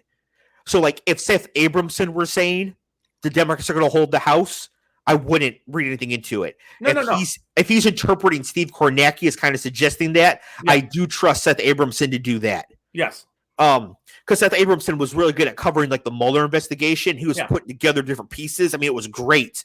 Yeah. But then like his opinions on things were all wrong. Yes. But he was good with the facts. I thought that So- was interesting. Well, if there's a chance Democrats can hold the House, it's got to be just a good day across the board. So that does make me feel a little bit better. It makes me wonder if the things that we've been questioning the entire time so far are where this vote total's coming from. Yeah. Maybe the good vote total for us is not quite showing up yet. Yeah. And with that, I gotta go. Yeah. No, we're getting out of here. Sunday night, Chargers at 49ers. Who cares? Monday night, Commanders at Eagles. Not a good Vikings, Bills. Yeah. That's a good one. Yeah, we'll get some good games in here. But as far as like narrative goes, this week should have been election week. Yeah, and it makes me happy because I'm going to be in Chicago. I'm going to see the Lions and Bears, and then I'm not going to see any of it. But there's really nothing else to see. Yeah, you think you're good. Yeah. All right. So for the audio listeners, I'm about to end it here. Scott and Cleve are going to jump off. I might stay on for a little bit and just try to like, for anybody who's live wants to be in the chat, something like that. Try to figure out what's going on here. But for the audio listeners, thank you everybody for listening. This is a YouTube live stream. There's a link in the show notes. You can check us here on YouTube live, so you can see Scott hold his phone up to the camera to show Bijan Robinson plays. Don said Maryland elects their first black governor. Yep, Westmore was for sure going to win in Maryland, so that's awesome. If you guys don't know Westmore yet, you should get to know him. He's awesome. Got a couple good books out there too that my friend Ben put me on. Not Ben in the chat, Wolverine Ben, not Sparty Ben. Put me onto those. We're part of the Matty Ice Media Network. There's Matty Ice Media merch now. There's a link to the merch store down below. You guys, I know you're getting out here. Anything else before you go? Nope. Good luck. Have a good week. All right, audio listeners, we'll see you later. YouTube people, I'm not going anywhere for a little bit. Peace.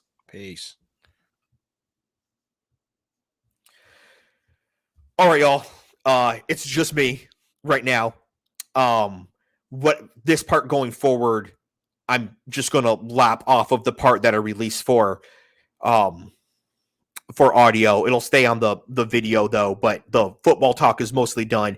I'm not used to just vamping by myself, so I'll probably be quiet for long stretches of time. So if you're like rewatching this video later, highly recommend watching it 2x because there could be stretches where I'm just quiet. And I don't know how long I'm going to keep doing this, keep this going. If there's somebody in the chat, got questions, anything like that, we can do that for a little bit. But I'm just trying to get caught up with what's happening here during this crazy election season. New York governor, they're showing now. I don't think it's going to be close. There's been some talk about Lee Zeldin having a chance to win. I don't really see that. I don't really see that being the case. Maine governor Paul LePage is running again. I can't believe that. He'll lose. He's up against an incumbent. Janet Mills will win that one. Yeah, if you're in the chat right now and you've been watching, if you got Steve Kornacki on, if you guys know what he's been saying or what Abramson is referring to there, that would be okay by me. Retaining the House. I mean, I just don't see it at all. I don't see any way that we hold the House. Don, sorry about having to bash on Elon there. I don't really like anything he's doing with Twitter. Although you notice I did throw in that they need to use XRP as the video payment platform, and that he needs to leave. But that'd be a win-win. That's what we're looking for. Looking for from there. All right, let's see here. Refresh these results on the computer.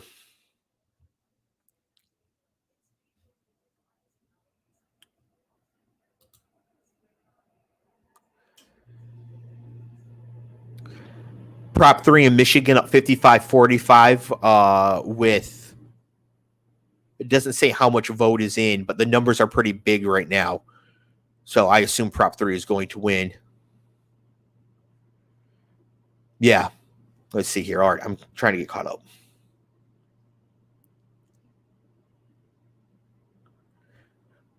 Also, if you're in the chat right now and you want to come on and just shoot the shit about this, let me know. I'll send you the link. It's not as scary as it looks. Yeah. The Senate numbers are looking slightly better now as more comes in. I think J.D. Vance is on his way cruising to a victory, but that was to be. That was to be expected. Don gave him permission to talk shit about Elon, which is good because he's out over his skis on this Twitter thing. He has no idea what he's doing. Speaking of which, Don, Nevada is closing.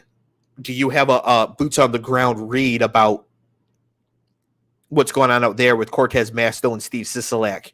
I would, of course, love if both of them won, but more importantly, I need Cortez Masto to win. I can't deal with Adam Laxalt in the Senate. That guy sucks. That would not be good. Yeah, I can't see any way J.D. Vance isn't winning here looking at these numbers.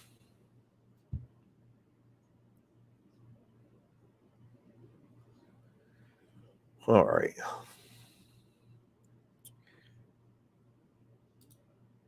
Flip over to ballot measures. Let's go to Michigan.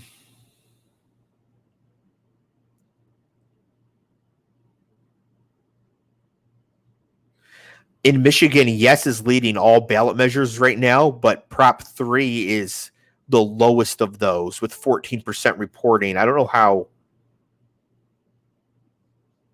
14% reporting and there's like 600,000 votes counted. How many people live in Michigan?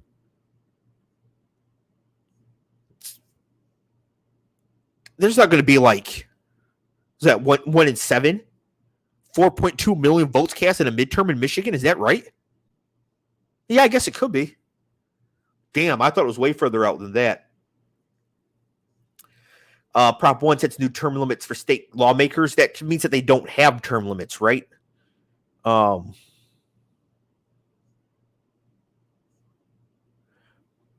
total of 12 years is in 2 4-year terms. That's good because everybody like in state government in Michigan right now is just planning for the next job while they're there.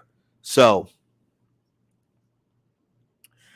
legalizes early voting in ballot drop boxes. Sign an affidavit as an alternative to showing a photo ID to vote. Yeah, that'd be good. I would vote yes on all 3 of these if I still lived in Michigan. All right. Polls were tight heading into the vote in Nevada, Don says, which, yeah, I mean, they were starting to get tight. They're starting to get tight everywhere, but Vegas strikes me as a place, specifically Nevada in general, as a place where the polls could just be way wrong. And I don't know enough about this, but it seems like there's just obviously way more variation in the Latino vote depending on where you are in the country. And I don't know how pollsters can correct for this nationally. And like, would a pollster overcorrect for it in Nevada based on what's happening in Florida? I could just see some stuff coming in a little bit off in Nevada to Cortez Masto's favor, but it would be kind of difficult.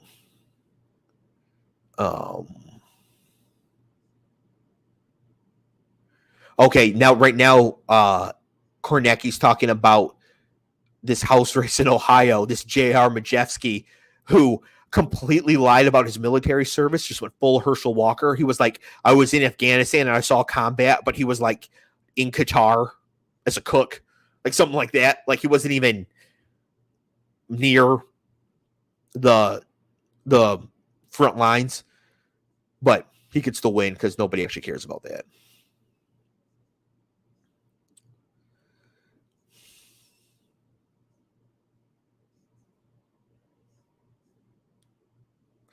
All right, let's see what else we got going on here.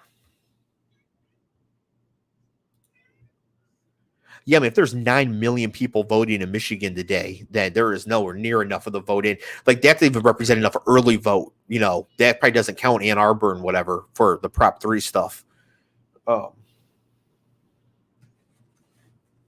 Which absolutely must pass. We need Michigan as a sanctuary state for women looking for basic health care. Let's see here. Hey, Schroeder.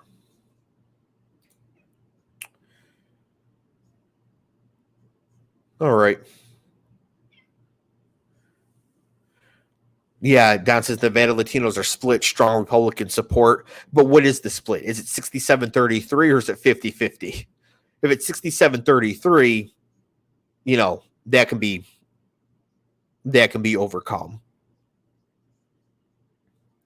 Especially because I imagine libertarian types can't like Laxalt all that much.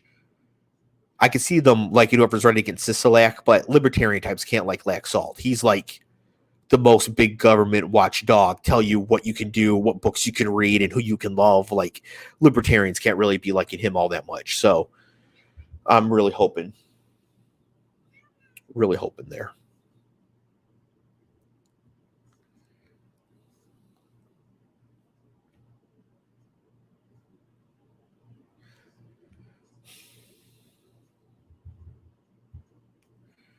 Okay.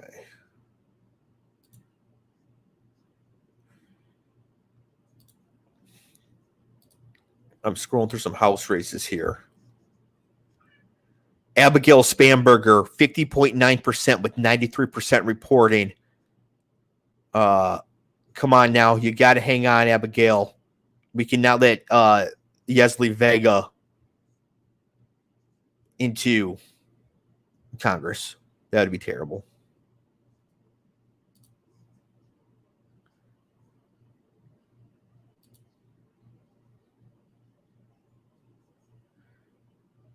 Clicking around on Google here.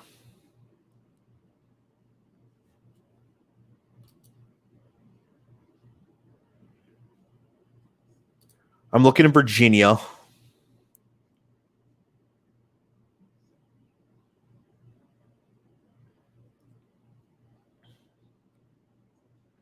All right. My representative is going to win. That's Donald Byer.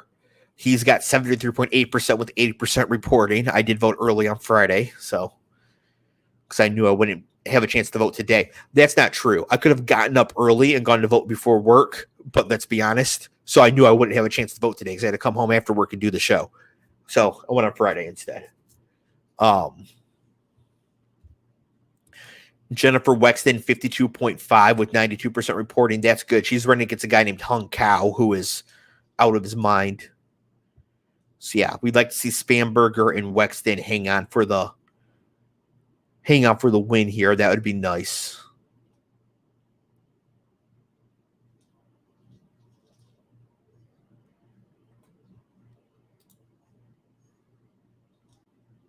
Looks like Elaine Laurier is going to lose, though. She's going to lose her seat, which is too bad. We'll pull up Michigan here, see what's happening.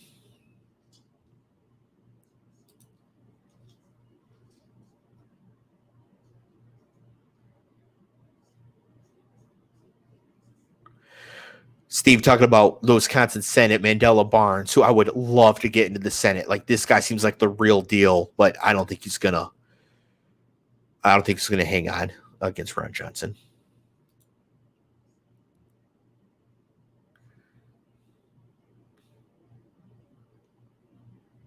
Paul, what district are you in Michigan now? Didn't they just change it? I don't know. I don't know where you are anymore. They haven't called it for Debbie Dingle yet, but they will. Haven't called it for Rashida Tlaib yet, but they will.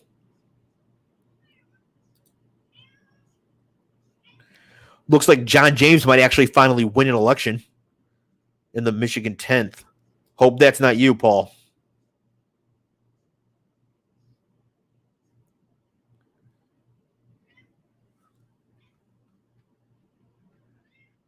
Michigan won. That's the UP, right? Oh, yeah. So Paul's in the Michigan 11th. Haley Stevens, she's already been called. 52% reporting. Haley Stevens is a called race. So that's good at least. Let's go check Nevada. I'll go for the audience that's currently here.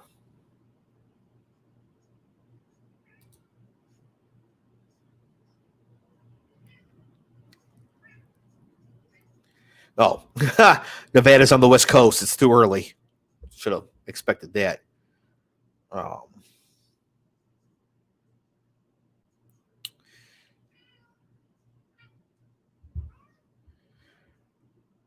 Paul, I don't know who my state senator is in Virginia. I should, because I would have voted for him. And it's definitely a Democrat in my area. All right, Don's out. Peace out, Don.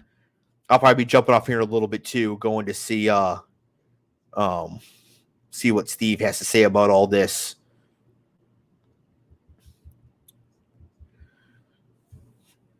Try to do heavier promotion of the show, but Zuckerberg doesn't like me, so my Facebook stuff is all muted. Twitter, we're starting to get a little bit more reach, but still not a ton. So tried to push it here for some live coverage, but that's all right. Can't win them all. I'd much rather Democrats win both chambers than me win a bunch of viewers. So we'll do that. All right. Well, I'm about to bounce. Go see what's up with this. If you're stumbling upon this video later, welcome Political Football. We do actually discuss more football than politics on the show usually, except for where they intersect, but it is election night. Subscribe, like, follow, all that. More notifications every Tuesday. I have co-hosts. It's not just me sitting here talking to myself. We have co-hosts for the football stuff as well. So I'm about to shut this down. See y'all later.